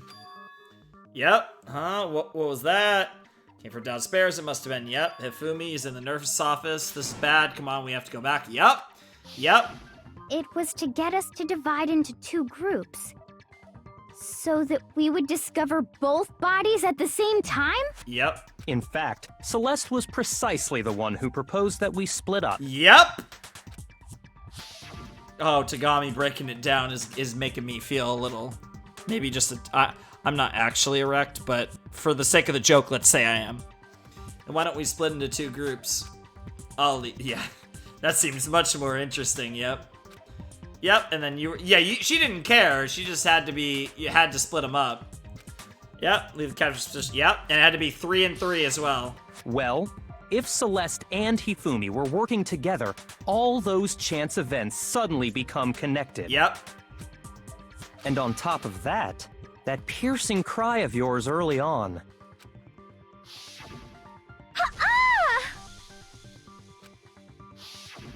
That was to signal Hifumi, wasn't it? It was your way of telling him, we're on the third floor, everything's going according to plan. Jesus. Why else would you let out a scream that could have carried across the sea? Mm-hmm. I just realized another strange thing. All right, let's hear it, Makoto. When we found Hifumi in the nurse's office, who we now know was only pretending to be dead. Yes? I certainly was not expecting this, yep. I did not imagine that Hifumi would be murdered. Celeste, you were the first one to say he'd been murdered. You wanted to make sure we wouldn't have any doubt in our minds. Damn, she's gotten real quiet all of a sudden. I don't believe it. Everything, the whole thing was one big act. Yep. Hina, You were with Celeste when Hifumi's body disappeared, right? Yep. Yeah. I was feeling kinda sick, so Celeste took me to the bathroom. Wait! Then that was... She wasn't worried about you. She just saw a chance to help Hifumi sneak out of the nurse's office. Each piece isn't much by itself, but start putting them together and the picture gets very ugly indeed. Yes, sir. Wouldn't you agree, Celeste? I would agree, Tagami. I have no idea what you mean. Don't bother trying to deny it. You made one fatal mistake. Yep. Oh, did I? I didn't even catch it myself when you first said it, but looking back, I can say that that one little slip-up was your undoing. Interesting. What are you talking about? Oh my god, she's shook. I'm talking about what you said after Hifumi's body disappeared and we returned to the nurse's office. Damn, Tagami's got this perfect memory over here. Of course he does. You must really be enjoying this. They enjoying the sight of us standing around, frightened and confused. We're all gonna die here. We're gonna die just like those guys died. I remember her saying that too. They. But I don't understand what's so strange about it. She already knew it was multiple people. Then pay attention. Sakura, Toko, and I were first to discover Taka's body in the equipment room. Then Makoto showed up and told us Hifumi had been killed. So Sakura and I left with Makoto. Once we were in the hall, we ran into Celeste, and the four of us headed to the nurse's office. Now, the entire time we were together, that too, none of us okay. said anything about Taka being Well, dead. I guess the they is still correct, but not for the reason I was actually thinking. But once Tagami started talking, it was like, okay, they're going with that. Think about it. Celeste's comment doesn't make sense. It was completely out of place. Yeah, can you prove how you knew? Yeah, I see what you're talking about. Although I don't really get what it means. She had information only the killer could know. You hear that, Celeste? Everyone's having some trouble understanding. Could you repeat what you said? If you're really not the culprit, you shouldn't have any problem repeating it, right? Byakuya said that Celeste's comment doesn't make sense, but what is he alluding to? Seriously? Alright, well, we're gonna have another non-stop debate with the Monokuma file. Okay, I assume we're gonna have to absorb a statement here.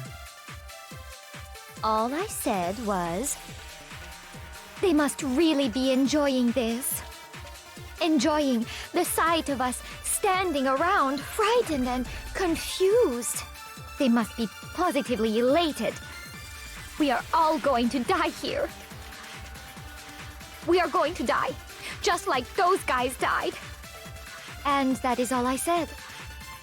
And that's all it takes to finish this. It's obvious, isn't it? What was so strange about Celeste's comment?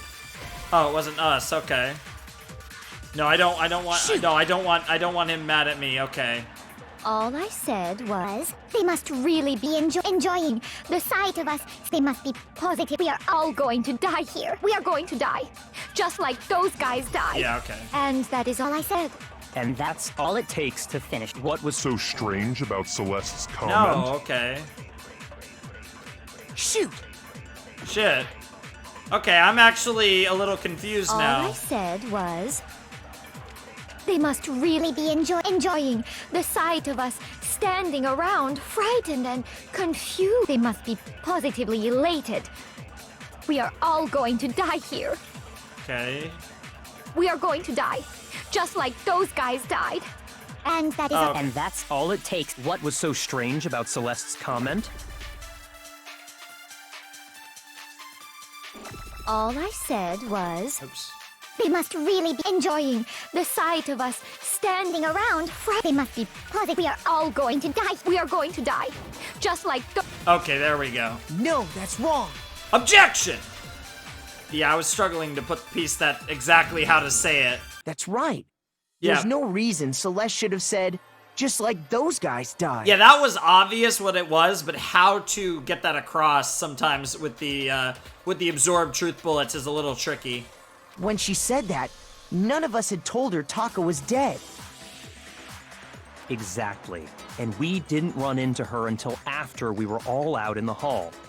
So there was never any chance for her to have seen his body in the equipment room for herself. Yep. So how did you know, Celeste? How did you know more than one person had been killed? And how did you know they were both guys? Yep. Because Kyoko had also disappeared, right? So she could have been dead too. Yep. Uh-oh. You all have such vivid imaginations. You know that? Imaginations. Oh. You claim that I was lying when I told you about the suspicious person I saw. Then what about the picture I took? And yep, she brings up this. Yep. How do you explain this picture of the costumed villain dragging Hifumi away? It was a forged piece of evidence. That was just Hiro in the suit knocked out, I'm sure, and Hifumi just acted. Yep. For the picture. It has to be some kind of setup, right? Sure. So let's put the suit on. And then... No timer. Then she used the camera's timer to set up the picture. No timer. You were in the suit, Hiro. Have you so quickly forgotten? You are the only one who could have possibly fit into that suit. That as well. Plus, I happen to know that this particular camera does not have a timer. In other words, it is an unassailable fact that this is a picture of Hifumi being dragged away. If everything I told you was a lie, how can this picture exist? Oh, I'll tell you how. Simple. Are we sure that's really a picture of the suspect dragging Hifumi away? Yep, it's forged. What could you possibly mean by that? Surely there are other explanations than the one you've offered up. Yep. No, there is no other explanation. Oh, yes, there is. Other explanations? If it wasn't a picture of the suspect dragging Hifumi away, the only other possibility is... Oh, I guess it kind of is that, but yeah, Hifumi is dragging the suspect away. I guess that is one way to put it. That's not what I was thinking exactly. I was thinking it was more of a rigged picture, but let's go with that. I got it! Take that! It's not a picture of the suspect dragging Hifumi away. It's the exact opposite. I would say it's a picture of Hifumi dragging the suspect away. Oh, no. GG's. That's certainly within the realm of possibility. Yep. The one being dragged off in that picture isn't Hifumi, but the person in the robot suit. Mm-hmm. We've simply been led to believe that it's the other way around. Sure. Because it looked like he was scared. And the strange costume might only exist to lead us astray even farther. Pretty much. If you saw someone wearing something like that in this situation, of course you'd notice and be suspicious. Yep. That's what happened! You put me to sleep and made me out to be the bad guy in all this! Pretty much, yeah. Such a thing is utterly impossible. Yeah, how she knocked him out, I have no idea. Hifumi was dragging him away? Ridiculous. Is it? I don't think it's ridiculous at all. Then shut your mouth and allow me to educate you. Damn! Celeste thinks she can prove there's no way Hifumi was dragging the suspect away. But is that really possible? Alright, let's see it. We got another testimony. Non-stop debate time. Make your argument. What's in the chamber? Oh boy. Hero's message is interesting. The blueprint. Okay. You dressed me up in that suit after I passed out. Then you just draped me across Hifumi and had him carry my weight. You tried to make me look like the bad guy. I need to read the blueprints. And actually the suit itself. Who's been like this?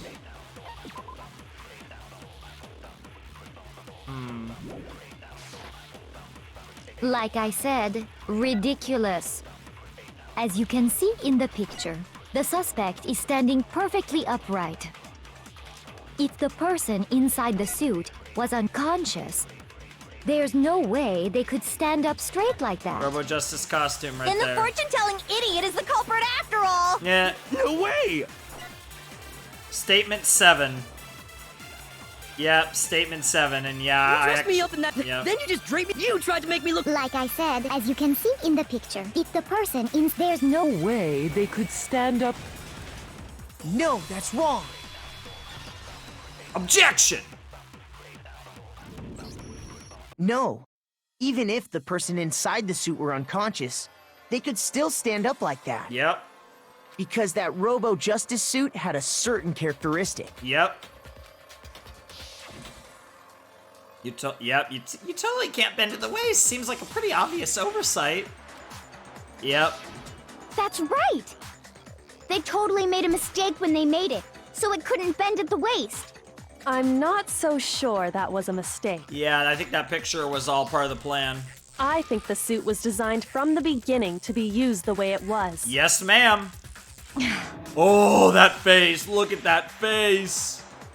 Celeste and Hifumi took the suit they'd specially designed and stuffed Hiro into it. Yep. That's how they were able to fake that whole thing. The point of it all was to make us believe whoever was in the suit was to blame.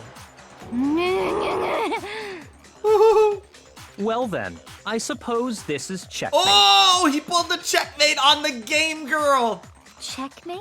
Oh, shit. I've never lost a bet.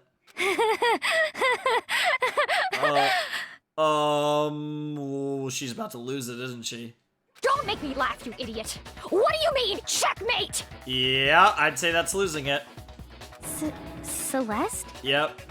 Clearly, you want to cram me into your little guilty box. Well, there's one little problem. Yep. Have you already forgotten what Hifumi told us as he lay dying? Yep. Hey, Ifumi, who was it? Who attacked you? Who tried to kill you? Who killed me? That's right, I remember their name. Yasuhiro. Yep. When we asked him who had attacked him, my God, his his voice! answer was quite clear, was it not? Her voice! He said, and I quote, Yasuhiro. Yep. In other words, Yasuhiro Hagakure! Jesus. Wait! But my name isn't really Yasuhiro! It's actually Taro! Wow, you liar. Your confusing statements don't make any sense. Yeah. Only making things more complicated. Yeah, meanwhile, Kyoko's smirking. He did say Yasuhiro. But are we sure he was really pointing the finger at Hiro? Oh my god, her real name's Yasuhiro, and that's what the freaking e-handbook is for. What the hell are you talking about? I'll burn you alive!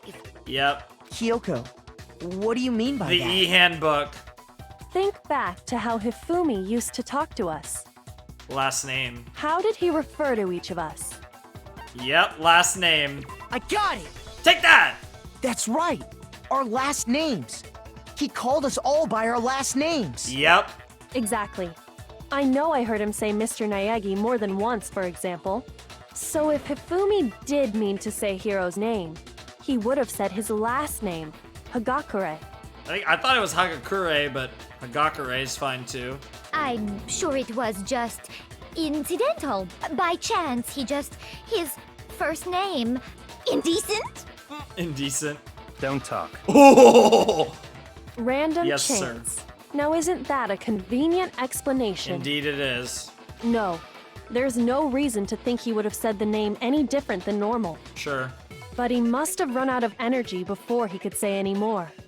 So Hifumi was trying to tell us the last name of whoever killed him? Yep. But the name he said doesn't apply to anyone here. Well, no. Hold on. There's one person it could apply to, and that's Celeste. She never actually told us what her real name is. What did you just say? To think you'd take your false accusation so far, I don't know whether to laugh or spit! Jesus Christ. Come on! Enough with your idiotic blather! Yasuhiro is a loser's name! Do I look like a loser to you? Right now you do. Well, do I? Jesus. What? I think I've earned the right to be a little on edge. Yeah, a little. A little. Okay, then fill us in. What's your real name? Celestia Ludenberg, right? Fine! Make sure your ear holes are wide open and listen up! My real name is Celestia Ludenberg. Could you please stop making me repeat myself over and over again?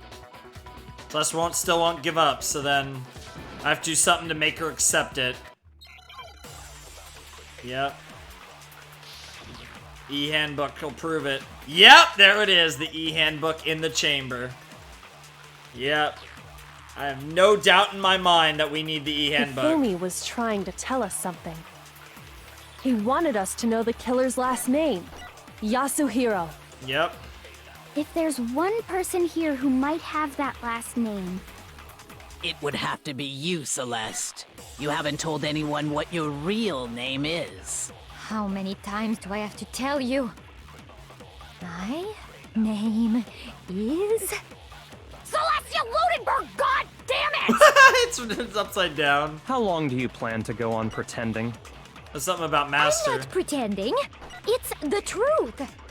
And since you have no way to contradict me... Oh, I do.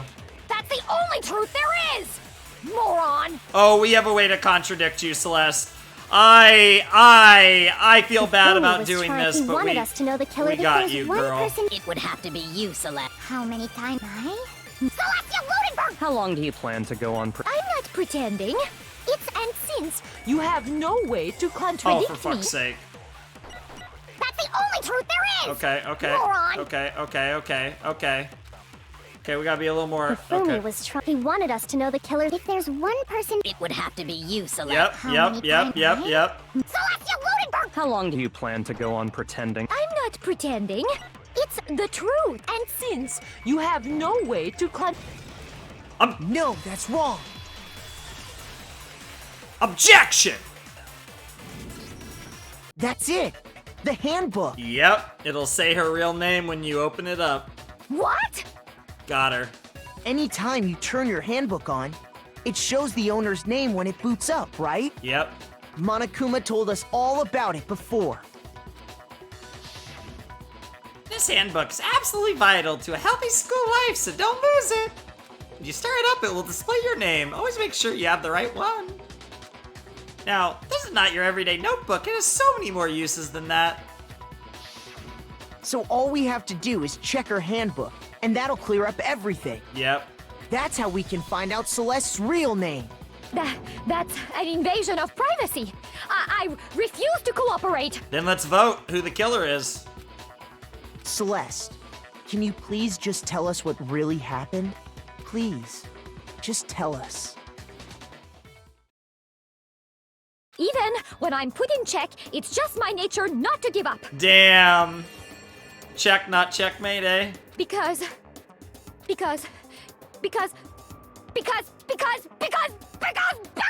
Jesus. Until the game's over, you never know what might happen! Yep. Fine then. Let me settle it. Let me go over the case again, from the beginning, and shed light on all your crimes. Here we go. It's time to make the manga. And that'll bring everything to an end. It's time to bring it to an end. I think that's a line in an Ace Attorney game. Here we go, the closing argument. Let's go. Jesus Christ, how many... Okay, it's just 10 pages, Jesus. Christ.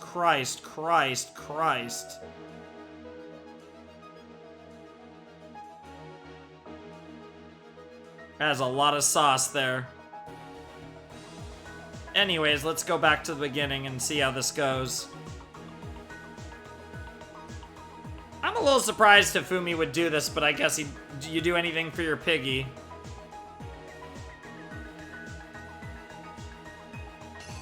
Okay, let's go. Oh my god, this one of all things.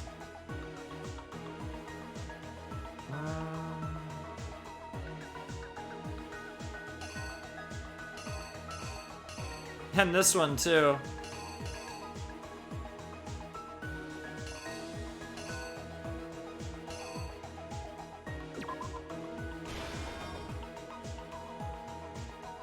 No, it's not that. It's definitely not that. That's him pushing. I thought that was him, like, obeying his mistress, but I obey my master, who is not the killer.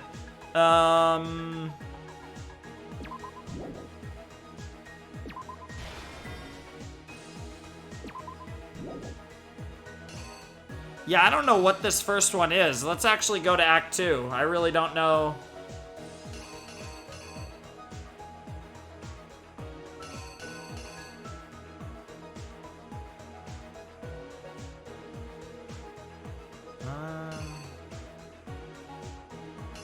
Christ, this is hard.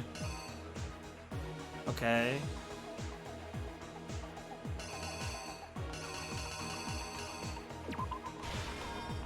Yep. Act 3.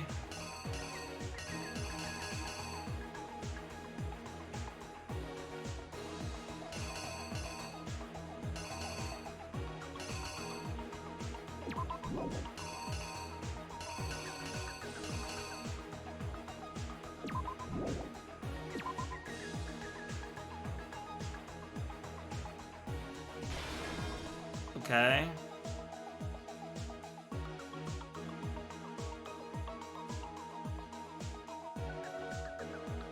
Yep, you killed him.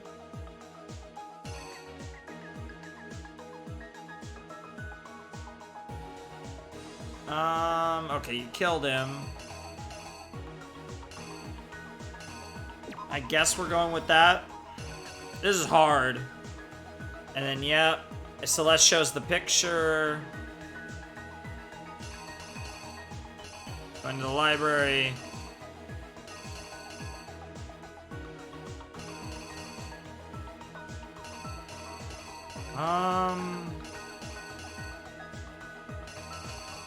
I guess it's this picture.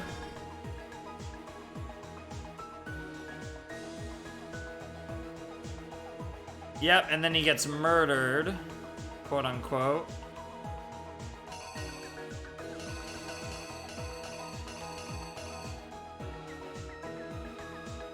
I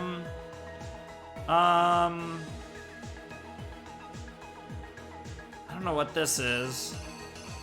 This is a tricky one, Jesus Christ, and yep, all the witnesses, yep. Act 6, okay.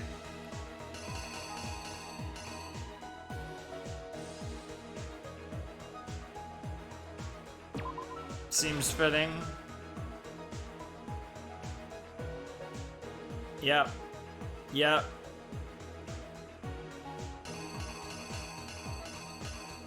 Could be the bloody hammer. What else could it be? Yeah, it has to be, this one has to be the bloody hammer.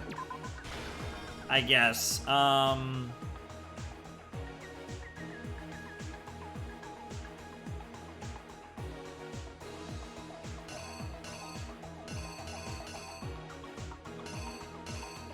that's the blood gun on Justice Hammer 3, yes! Okay. So that's Justice Hammer 3. Yeah, that's 4, because it shows 4 here. Time.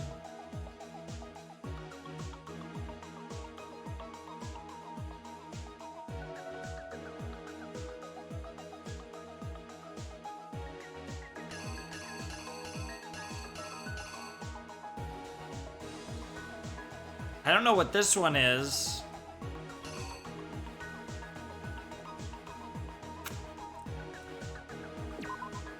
Here. And then this one is 1 o'clock, right? Yep. So the only thing left is what do I think the very first one is? Yeah, we see, okay, the chips are right there, so it's not the chips. Justice Hammer 2.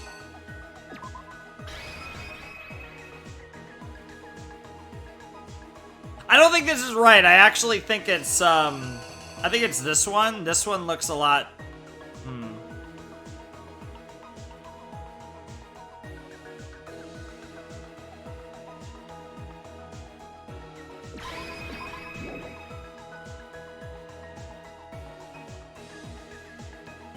But like consistency-wise, this looks closer. Yep. Okay.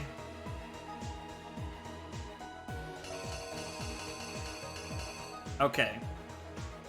Show the camera. We're going into the library where we find him all messed up. We have nothing left of interest. Oh, Justice Hammer 2, of course. Yep, that's it. Okay, I think I got it. I think I got it. Let's try it. The killer is you! The killer is Celeste! Before anything, the killer persuaded someone to help carry out the murder. And that person was... Yep. Yep. Hifumi. With an accomplice, the killer was able to execute a number of otherwise impossible schemes. Yep. It's our first female blackened. First, they convinced someone to meet them in the rec room last night at 1 in the morning. Yep. Yep. That someone they met with was Hiro. Look at that drawing bottom left of Hifumi, Jesus. The murderous duo intended to pass Hiro off as the prime suspect. So when they met up with him, Yep. they drugged him, knocked him out, and stuffed him into the Robo-Justice suit. Yep. And there's the picture. Yep. Next, Hifumi positioned himself to make it look like Robo-Justice was attacking him, Yep. while the killer used a digital camera to take pictures of the assault. They did all this just to create evidence that would put the suspicion on Hiro. Yep. When they were done with him, they shoved him, still unconscious, into the pool room locker. Yep. And then finally, at 6 a.m., they moved into the murder phase of their plan. Yep. They called Taka to the equipment room. Yep. So far, so good. It's going well so far. Yep. And that's where Hifumi killed him, making it the scene of the first murder. Yes, I got that. Yep. The murder weapon was Justice Hammer 4, which was left there in the equipment room. Yep, that all sounds right so far. The reason Hammer number 4 was used was to create confusion about the order of the crimes. Yep. This part took me a while. So, next they falsified 2 more assault incidents. Yep. For these attacks, the killers pretended to be the victims to solidify Robo-Justice as the suspect. Yep. The first fake incident was the attack in the rec room. Yep. There, the killers wanted us to see Justice Hammer 1 and the Robo-Justice pictures they'd taken. Yep. They wanted to make sure we bought the surprise attack story. The second fake incident was the attack in the library. Yep. This time, they planted Justice Hammer 2 and an injured Hifumi to sell us that story. Yep. With these I two got it. incidents, the killers were able to create a certain preconception in our minds That it wasn't Hifumi or Celeste. that the suspect was increasing the size that of the too, that hammers too. and attacking people in order as they did. We fell right into their trap and started looking for the suspect based on that. But Yep. while we did that, we left Hifumi alone in the nurse's office. Yep. This was exactly what Hifumi was hoping for. Yep. Nice. He took a blood packet from the refrigerator and Justice Hammer 3 and turned the room into a crime scene in which he himself had apparently been brutally murdered. Yep. He let out a scream to draw us back, and when we returned, that's what we found. Meanwhile, the other group that had been out searching found Taka's body at the same time. Yep. So when we heard the body discovery announcement, we naturally assumed it was for Hifumi. I love how even in this picture, like, they're literally saying Celeste because they got the killer drawing where Celeste would be in the on the right side there. That's great. All right, we're up to Act 6. Did I get this We left first the try? nurse's office, and Hifumi once again took advantage of the situation. If I got this first try, I'm actually going to be a little impressed. He simply got up and made his escape. Yep. When we learned his body had disappeared, we all rushed back to the nurse's office. And once again, Hifumi had the chance he was waiting for. This time, he snuck into the equipment room. Yep. Yep. Yep. Come on. Yes! Let's go. He wrapped Taka's body in a tarp and used the dolly to move it all the way down to the repository. Yes, he did. That explains how each of the bodies disappeared. Yep. But even Hifumi didn't know what the true killer had in mind for their final act.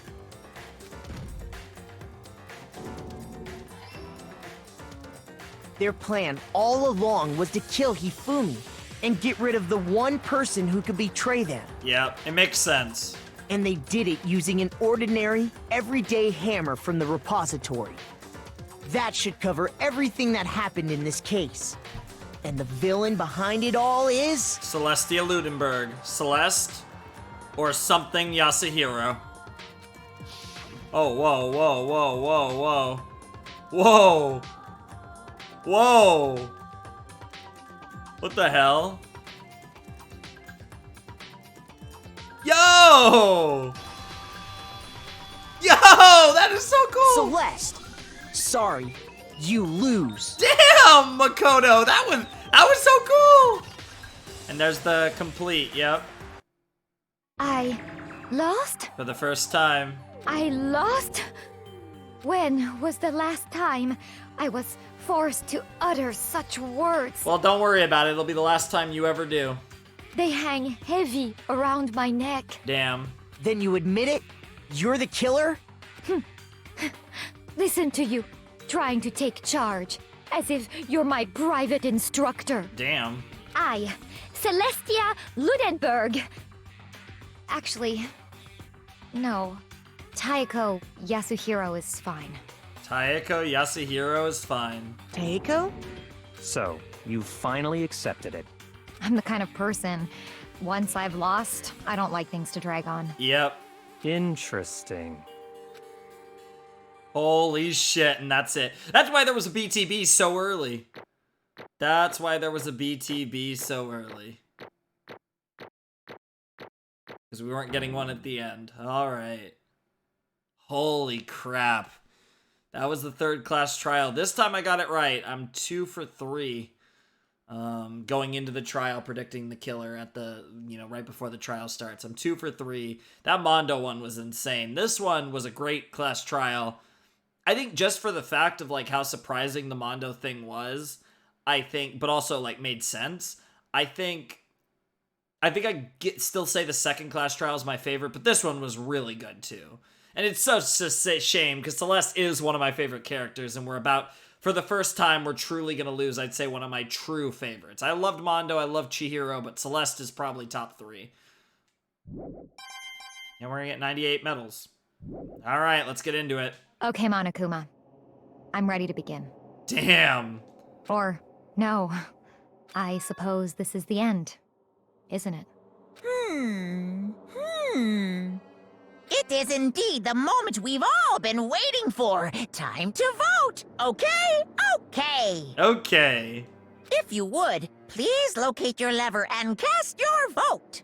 And when the votes are tallied, who will become the blackened? Pretty obvious. Will you make the right choice or the dreadfully wrong one? What's it gonna be? What's it gonna be? I'm going with Taeko. I think that was her name. Taeko Yasuhiro. She probably has a pretty cute picture, though, here. Damn, the other ones are dead. They were grayed out for the people that are dead. Jesus. And that concludes it. What? It's basically a formality at this point, but once again, you're totally correct. The blackened this time, the true killer who devised the whole stinking scheme was... Ta-da! Celestia Ludenberg, or more precisely, Taeko Yasuhiro! Honestly. I lost. Well, that sucks. I guess trying to work with someone else was a mistake after all. Hifumi's ineptitude was beyond all my calculations. I knew it. So you really did approach Hifumi with this plan. But how did you get him to agree? I can't imagine he would have happily agreed to commit murder. I'm sure she relied on her specialty, lying. Yeah, she probably was like, hey, we could be boyfriend-girlfriend after this. My specialty? Don't make me laugh. I didn't have to lie to get him to agree. So then... Then did you use... I knew you'd figure it out, Kyoko. You're absolutely right. To get Hifumi to act as my accomplice, do not tell me you used your body. Indeed. I used her. Oh, alter ego. For everyone who's still left, I'll avoid mentioning it by name, but It was the one thing that Hifumi and Taka were both super into. Yep, that makes sense. Does she mean... Is she talking about alter ego? Say what? What are you talking about? Just a second. Don't interrupt. We're in the middle of a very important conversation here. I'm totally out of the loop as usual. How sad. In other words, Then you're the one that stole it. Indeed. That's right. I see. And you used it to drag Hifumi into the plan you'd come up with. Right again. Last night, after we had our meeting about how it disappeared, I'd pay Hifumi a little visit. Oh my god, this room. Don't get a good look, but it looks ridiculous. Oh, what are you doing here? Actually, I was hoping I could talk to you, alone. It's about what was stolen. I know who did it. What? are you okay with this? It was Taka. He stole it. Ah, okay, that manipulate him into that. So then... And I have proof. Would you like to see it? As it turned out, I'd found a use for the digital camera. I'd taken you-know-what to Taka's room earlier and took pictures of it there. I deleted the picture as soon as I'd shown it to Hifumi, of course. Damnation! So it was him! How did he do it? She was supposed to yell if either of us got close to her. You are correct, which is why Taka forced me to steal it. Say what? As for me... Please forgive me. He threatened me. Oh, He did? As for me... He came to my room last night unannounced, and then... It's hard for me to even say. He abused me. Jesus, Celeste. What? Oh, that freaking grunt. And he took pictures. He say if I did not do as he asked, he would show them to everyone. So I had no choice. Yikes. Damnation! That's a crime, an absolute crime. Literally is a crime. I knew he'd gone a little crazy, but... Say what? I never imagined he would go that far. It was amazing how completely he bought it. I can't express how enjoyable that was. I'm about to say something I've never said before in my life. Completely unforgivable! I'm gonna kill him. I'm gonna fucking kill him. Most unfortunate. Wait, please. If you go now, you will be playing right into his hands. Actually... Taka is planning to use her to escape, and he has made you his target. What? Escape? You don't mean... Taka is gonna try to kill you. What? Indeed. And also he can keep her to himself. This is unforgivable! That bastard! Completely unforgivable! Bastard, bastard, bastard, bastard! Honestly. Can we allow him to continue with these barbaric acts? Absolutely not! How could I? She... I swear I will save her! Actually... Then, would you like to join with me? It just so happens I have come up with a plan. Huh? I have devised a way to reclaim what he has stolen and escape this dreadful school. Oh, Celeste. With that, it is complete. What are you talking about? Oh, nothing. Her gamble. Hifumi agreed without a second thought.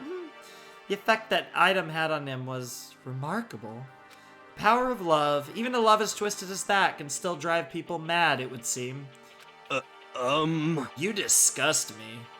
I see. I have another question for you. Was that strange costume Hifumi's creation? Indeed. Yeah, it was a real pain in the butt, too. All I asked him to do was make something to hide the face and general body size. I had no idea he'd made something like that, but it's my fault for picking him in the first place. But... So, why'd you decide to make me the suspect? Because you're stupid. Huh? That's it? Let's see. And in that regard, I made the right choice. I'm so glad your stupidity surpassed my every expectation. Life must have been tough on your parents, though. Damn! I feel like I could cry. Well, But when you were explaining your plan to Hifumi, how did you explain the part about him playing dead? What she's asking is, what was Hifumi supposed to do after that, assuming you had actually let him live? Are you okay with this? That's simple. After he did his part and pretended to be dead, once someone showed up, I told him to say he'd been seriously wounded. He was on the verge of death, but he just barely held on. He really believed that? Well, of course. That wasn't all there was to it. As I explained to Hifumi, the plan was, while you were all questioning him about what had happened to him, I was going to murder someone else. At that point, Hifumi would have an alibi, so nobody could doubt him. I told him that, and he believed it. It all seems very straightforward, stereotypical. I just matched the lie to the level of the opponent. In fact, Hifumi ate it up. He believed the lie wholeheartedly, right up until the moment of his death. so in the end... So you had planned to kill him all along. But of course, there would have been no point to my plan if the one who pretended to be dead did not end up dead himself. What the heck? How can human life mean so little to you? Well, That's a non-issue. I simply did everything in my power to win. Don't be mean! Now you sound like Byakuya. I wonder about that. No, he derives his pleasure from the thrill of the hunt. In that aspect, we are nothing alike. Why? Then what made you take things this far? What the heck? Was it really just for money? Are you talking about the $10 million Monokuma offered us? That is a lot of money, it's true. That's not all there is to it. From the moment our new life began here, my only thought has been escape, and she's been lying the whole time. But But all along, you've been saying how we have to accept living here. You little bitch! Obviously, that was a lie. Hey! I couldn't take it. I hated it from day one. More than anyone else in here. You little bitch! I wanted to get out. Every day was fresh torture. And do you want to know why? Huh? This is fine. Because I had a dream. Okay, Martin Luther King. Accepting a life here would have meant nothing less than giving up on my dream forever. Honestly. And there was no way I could ever do that. In the underground world of gambling, I risked my life to make a metaphorical killing. As for me, And it was all for that dream. What was this dream of yours? isn't it wonderful? To live in a European castle. A castle? Wow. Oh my! And to gather handsome men from all over the world to serve as my butlers / bodyguards. That is an interesting dream, and that outfit is incredible. That outfit is god tier, or goddess tier, I should say. Jesus, this is a vibe, I'll say that.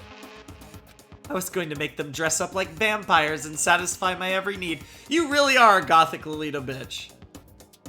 Once I obtained that, I would have created a perfectly aesthetic world of decadence. This is fine. Living the rest of my life there was my only dream, my only goal. That's what life is all about. Huh.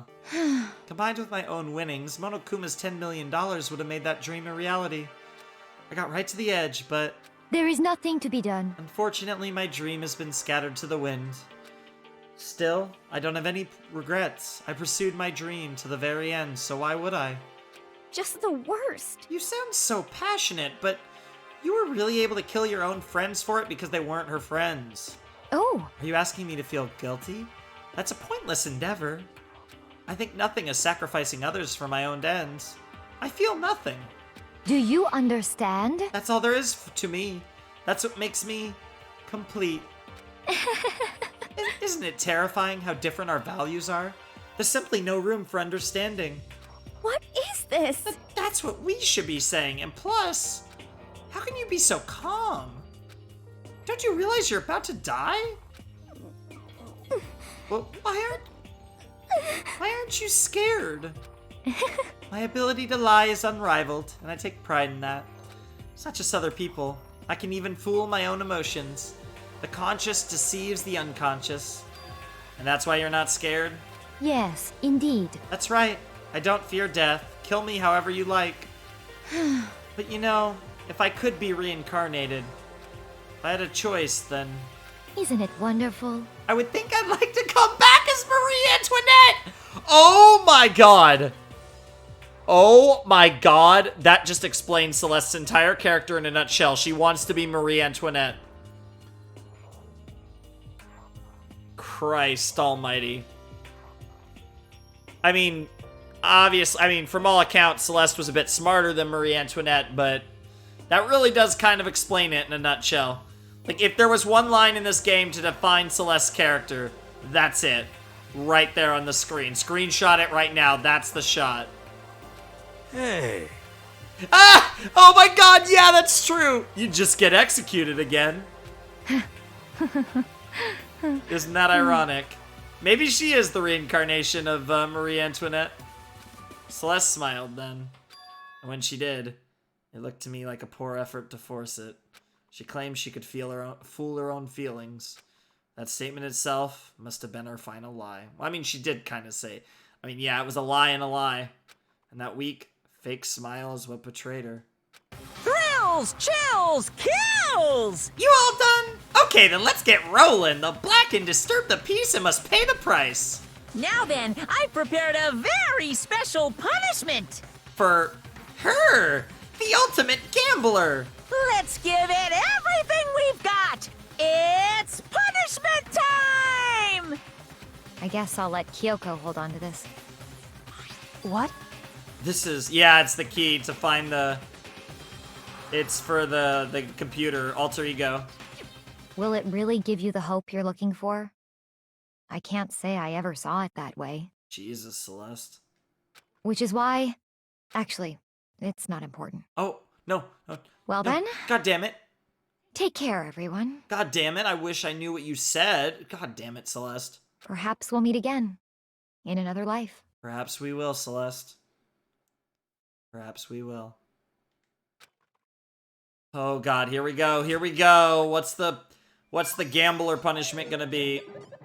Celeste has been found guilty. Time for the punishment. Game over. Here we go. Whoa. Whoa. Oh man, that face.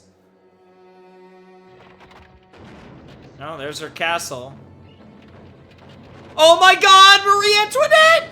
Oh, are you kidding me? She's about to get stoned? The burning? Oh my god, the burning of the Versailles Witch! Oh my god. Oh no, it's literally Marie Antoinette. We're gonna burn her alive. Jesus, this music though. Not the usual type of music. Christ. Christ.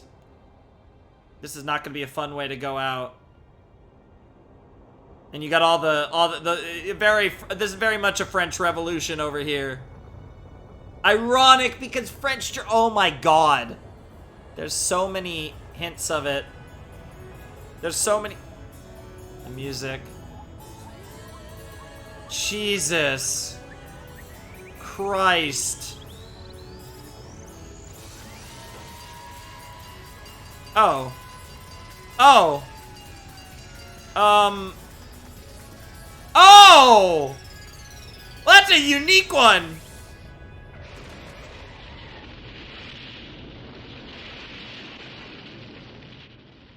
That was a really unique way to kill someone. Yeah. Huh. That's a really unique way to kill someone. These last two have been incredibly unique executions. Wow, that's it for Celeste. Goodbye, Celeste. I will miss you greatly. Jesus Christ, these are... Look at the screen. Besides Makoto, of course, this is the entire... This is everyone. I can't believe Hina is still alive. Hiro's still alive, Sakura, and then... The other big three. You got Kyoko, you got my, I guess my sister, and my master. Oh my god, we're running out of people. We are really running out of people. I'm starting to think there might only be one more trial, maybe two. But we're really getting down on people. It's over. The third execution is over. Rest in peace, Celeste. You were awesome, but maybe just a... And that's such a great dream she had, too. Celeste's death is over. Celeste killed my friend, so I can't pity her, but I also can't deny that at one point I considered her a friend, too. For him to just come along and... Isn't it just awful? Someone couldn't cut free of their regrets from the outside world, and so more people had to die. Extreme! You guys are still young. You need to place more value on your lives. What are you gonna do? Jeez, and here I thought you guys were gonna pass the torch of hope to the next generation. Let me out of here! What do I care about hope? I'll throw it in the trash if you just let me out of here. Too bad. You're all the embodiment of hope, whether you like it or not. It's my destiny to knock you down one by one. It's sad, yes it is, but that reality just can't be avoided. Don't talk like you're not responsible. How long are you gonna make us keep going through this? What do you want from us? How strange. Whoa. God, I'm so sick of people asking me that. Give it a rest already. So anyway, Kyoko, did I see you get some kind of key type object from Celeste? Hey! So, what's the deal with that? Wah? What's the matter? So then, I'll answer your question if you answer mine. you... What did you do? What did you do to me? Oh. Who? What? Hey, Answer me. What did you do to my body? What? Ooh, how exciting. Ooh, oh man, oh jeez. Oh man, oh jeez. What do you mean, what did I do? I have no idea. I don't know anything about it. Yeah, that's how I feel. What was that just now? The mastermind did something to Kyoko's body? What does that mean? Hello. Okay, things are getting kinda awkward. I think it's about time I got out of here. Well? Meanwhile, you guys can go on enjoying your school life. If you get lonely, give me a shout. Not that I'll do anything about it, of course. See ya later! Jesus Christ. Yeah, this is a small group. This just looks like not enough people. Like, this is all the characters left in the game. That's crazy. We were literally down to 7, because 3 people died in the last case again. Jesus Christ.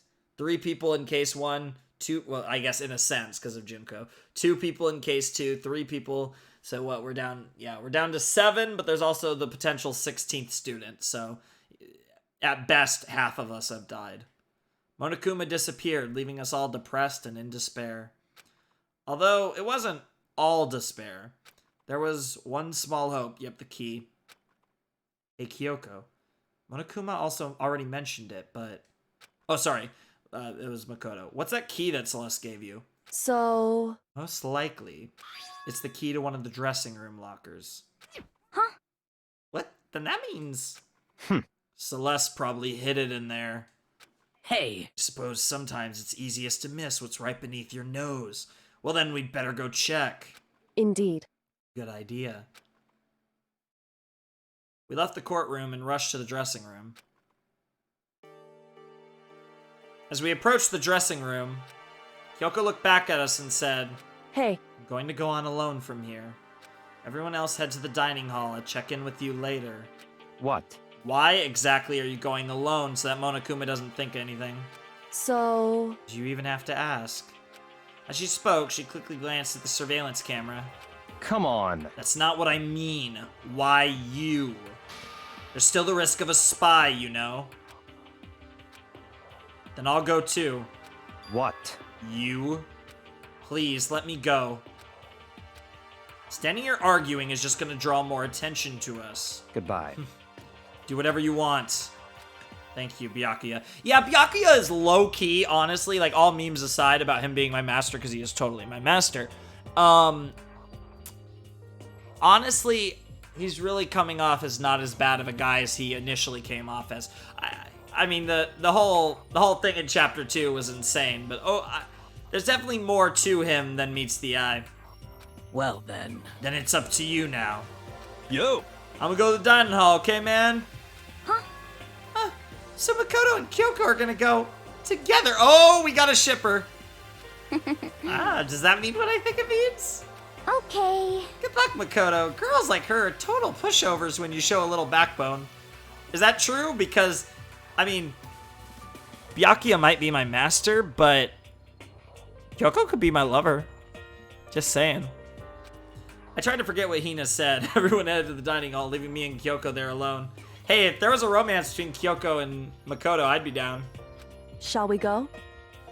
Well, shall we? Yeah. So then. You need to get into that locker. Kyoko took the key that Celeste had given her and unlocked the locker. And as the locker swung open, we saw... I wonder if she destroyed it, maybe? Oh no, it's all good. You really came. Good morning. It's been a while, hasn't it? It's safe, thank goodness. I never heard Kyoko sound so relieved. It was like she was speaking from the bottom of her heart. Messed that one up a little then. I did just what Celeste asked. I didn't say a word. I stayed quiet the entire time. So?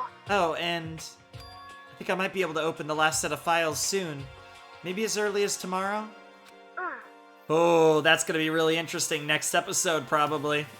I'm doing my best, so please wait just a little longer. So, now we can officially say the case is closed. As far as this incident is concerned, sure, but... Can we take a second? Since we have this opportunity, I want you to be honest with me. Kyoko, please tell me, what are you trying to do all on your own here at the school? Is that why you wanted to come here with me? However... Regardless, that's not something you need to know right now. I don't need to know? That just makes me even more worried. What? Worried? Like what happened during the investigation this time, you disappeared and we didn't see you again. Without warning, without explanation, when you do that... Indeed. It's only natural that they think I'm the mastermind spy, right? And you too. No, I believe in you. What? Do you believe in me? Isn't it obvious? People believe in their friends, right? That's why I want you to tell me. And I want you to believe in me too. Because we're friends. Damn. Makoto being just such a nice guy. I understand. It's true. Then maybe I can believe in you. Yeah. Just a little bit more. Then... That's fine. Fine, I'll tell you. I'll tell you why I've been disappearing and where I've been going. You see... Here we go. What I heard from Kyoko then was... Well, frankly, it kind of blew my mind. Here we go, here we go. Right after I told Kyoko I believe in her, she told me a story that was, well, almost unbelievable. Let's hear it. I decided I have to confirm what she told me with my own two eyes, so I waited for nighttime to come. And when it did, I went into action. What? What the hell? Chapter 3 is still going! Correct. The boys' bathroom on the second floor doesn't have a surveillance camera or monitor in it. And in the storage closet there, way in the back... What? She said it was way in the back of the boys' bathroom storage closet. What? But could Kyoko really be right about this? What the hell? She been working on a... What is this? It's just a normal storage closet as far as I can tell. Secret Kyoko told me about, could it really be hidden here? Oh my god, it is, it does, the wall even looks weird, yep. Oh my god, the wall opens. She said it was way in the back of the storage closet. But I mean, seriously? Without thinking, I placed my hand on the back of the storage closet, and suddenly, as if I were being yanked in... Holy shit. Gashunk. The same time as I heard that sound, I fell through the wall. I had no idea what was going on. A secret room at midnight. Ba-bump. I had fallen through the back of a storage closet. Huh? It turned out the back wall was like a revolving door, and I'd made my way to the other side, just like Kyoko had said. Correct. Yep. Yep. There's a secret room. Yep. So this is the so this is the secret room. But what's in here? Only two things to check. It's just a normal desk with normal drawers. So this. There's a bunch of files. It would look like volume after volume of yearbooks. Remember, someone else's yearbook is,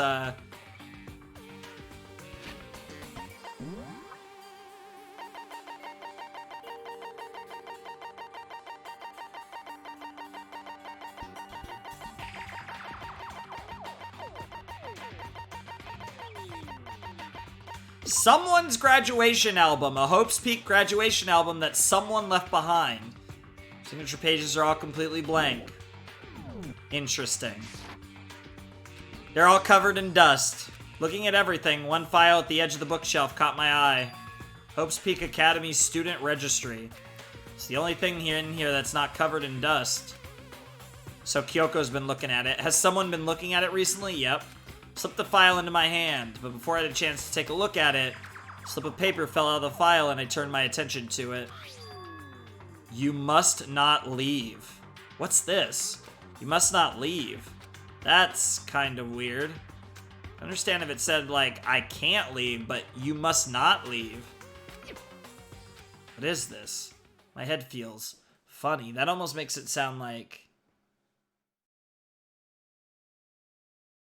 I wanted to check it again to see if it was Hiro's handwriting, but I assume it was not. The strange sensation. It's like deja vu. He's having a moment like what happened with the other one, with Hifumi. Those words, you must not leave. I've seen them somewhere before, but I can't quite remember. Oh my god.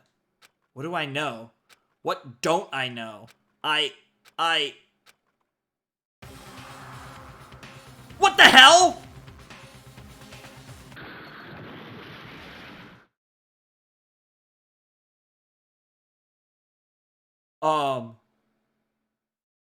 That was a nice lucha mask. Nice suit. He's not about to die, is he? Dude, if Makoto dies. A strange sound rang out through my head. Felt like it was shaking my brain back and forth. And then, darkness. I don't understand what's happening. I don't know what started it. It's all over. With that, I opened my eyes. I didn't know how long it had been. And they took everything. Almost everything. Ugh, ow! Apparently something hit me and I lost consciousness. That's all I understood. The dull, throbbing pain in my head proved that much at least. They didn't kill him. Whoever it was did not commit murder. An empty bookshelf. Huh? Empty? Gone. It's all gone. The yearbooks, the student registry, and even the note that had fallen on the floor. It's all gone? What does this mean?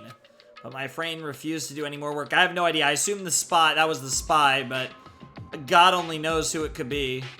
I mean, they clearly weren't. It was too small to be Sakura, I'm sure, but anyone else pretty much. But my brain refused to do any more work.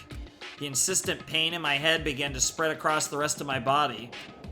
For now, I should go back to my room, get some rest. Okay. My body was heavy with pain, my mind heavy with thought. I dragged myself back towards my room.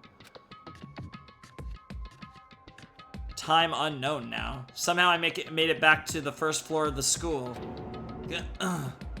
Further I walked, the more I felt. Things are getting blurry. Can't see in front of me. Couldn't stop myself from collapsing right there. And after that... As if from a vast distance I heard a sound. It was faint, but undeniable. I don't know what even that is. That sound. It's coming from the gym? And you actually went to the gym, Jesus. So I desperately hauled my shaky frame toward the gym. The sound got stronger and stronger. What the hell? What the hell? What's going on? Yeah, I'm thinking that. It can't be nothing. Here in the gym? Oh god, what are we about to see? This chapter just does not want to end. This is crazy. Chapter 2 had a crazy ending after the trial. This was... I didn't make a sound as I opened the door to the gym. I literally don't have a prediction on what this is going to be. Sounds coming from inside, meanwhile, only intensified that much more. Hacha Byakyu.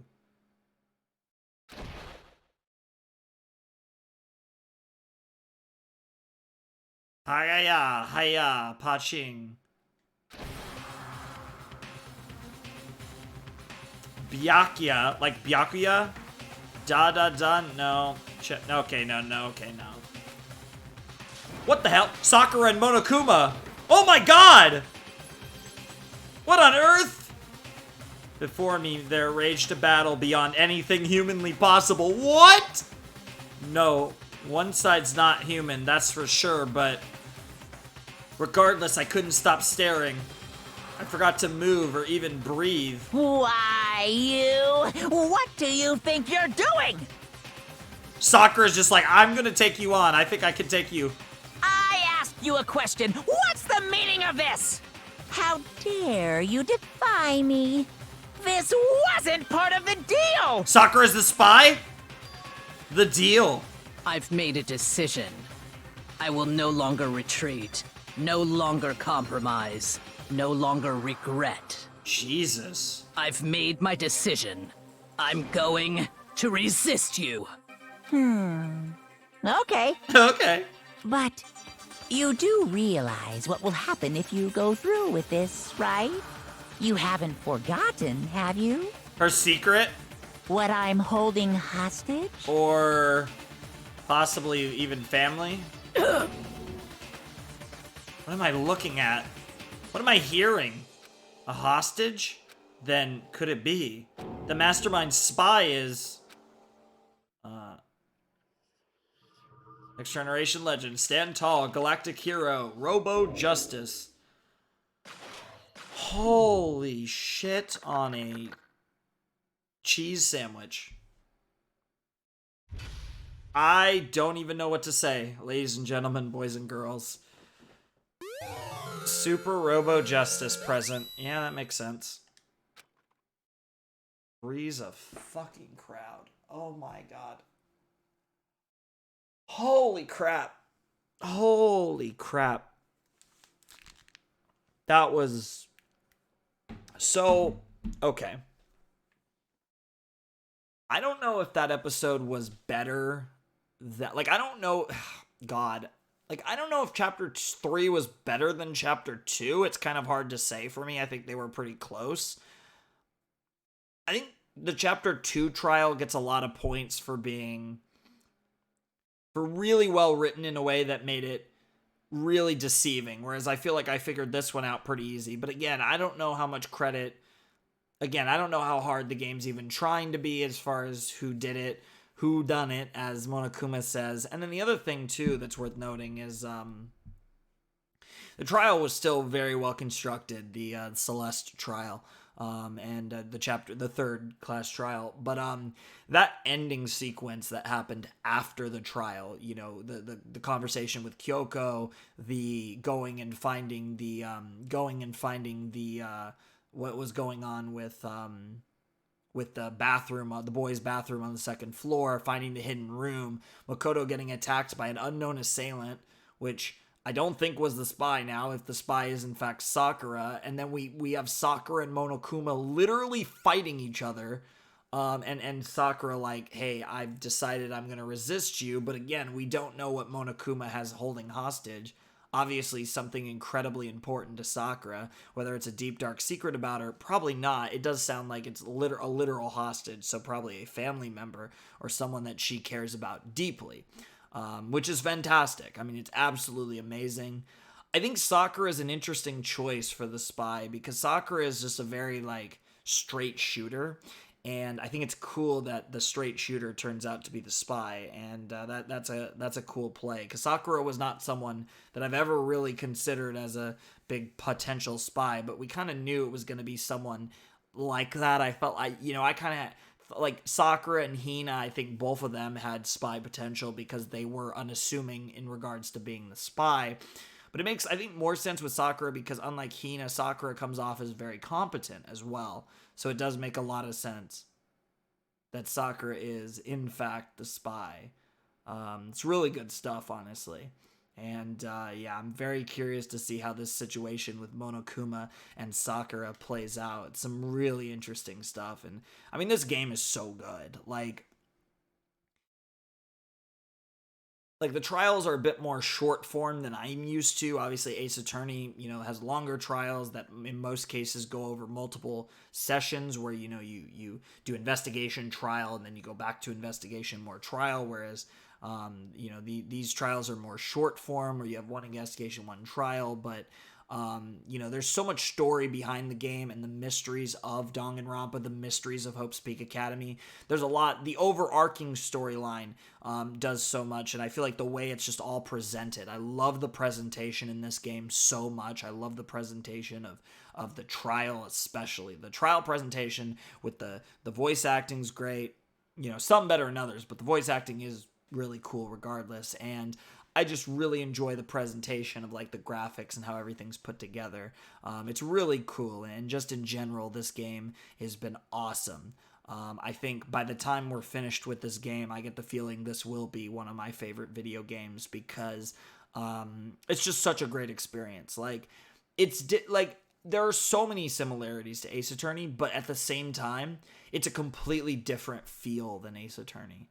And it's so, I'm just so curious how they're going to play it. Because especially now, again, excluding the potential 16th student that is going to come up in some form or another, there's literally only 6, and there's Makoto, of course, but as far as, characters we can interact with, not counting Monokuma, normally speaking, there's only 6 characters left. The only characters left are Sakura, Hina, Toko. Yeah, Sakura, Hina, Toko. I'm forgetting a girl, I think. Yeah, there's Sakura, there's Hina, there's Toko. Because I know the last 2 I was going to say. What the hell? Who am I forgetting? Oh, wait. Hina, Toko. But what the hell?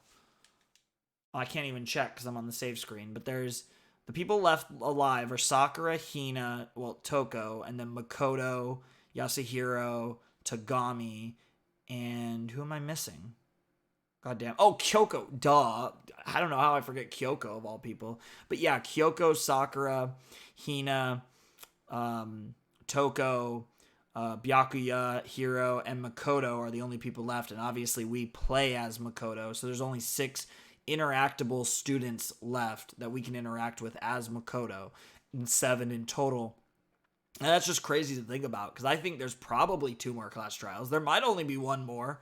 But the class trial is the big gameplay aspect of the game. So I feel like, the last class trial has to be pretty close in relevance to the ending of the game. You know what I mean? So, and yeah, it's looking like there's really not going to be many survivors because, like I said, we're down to 7 right now and we probably have 2 class trials left, which means we're looking at probably a maximum of 3 people surviving this game. And I'm wondering if it's going to be I'm wondering if we have a situation where another person dies. I'm really wondering if it's going to be just Kyoko and Makoto.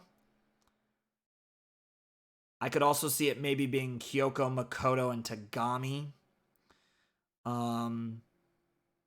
It could also be Makoto, Tagami, and Toko.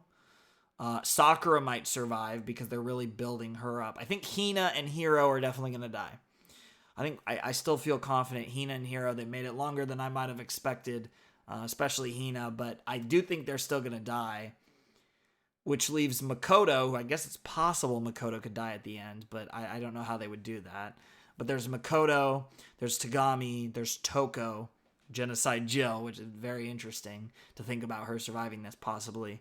There's Sakura, and there's Kyoko, and I think right now I'm thinking probably, because we're looking at, with the amount of people, not counting the 16th student, we're probably looking at a maximum of 3 people surviving this game. And I'm going to assume one of them is Makoto. which leaves us with, again, 2 out of the remaining 6. I feel like I can pretty much probably rule out Asahina and Hiro. So I feel like it's which of the 4 of Sakura, Toko, Tagami, and Kyoko are going to survive alongside Makoto. And that's if 3 people are going to survive. It might only be 2.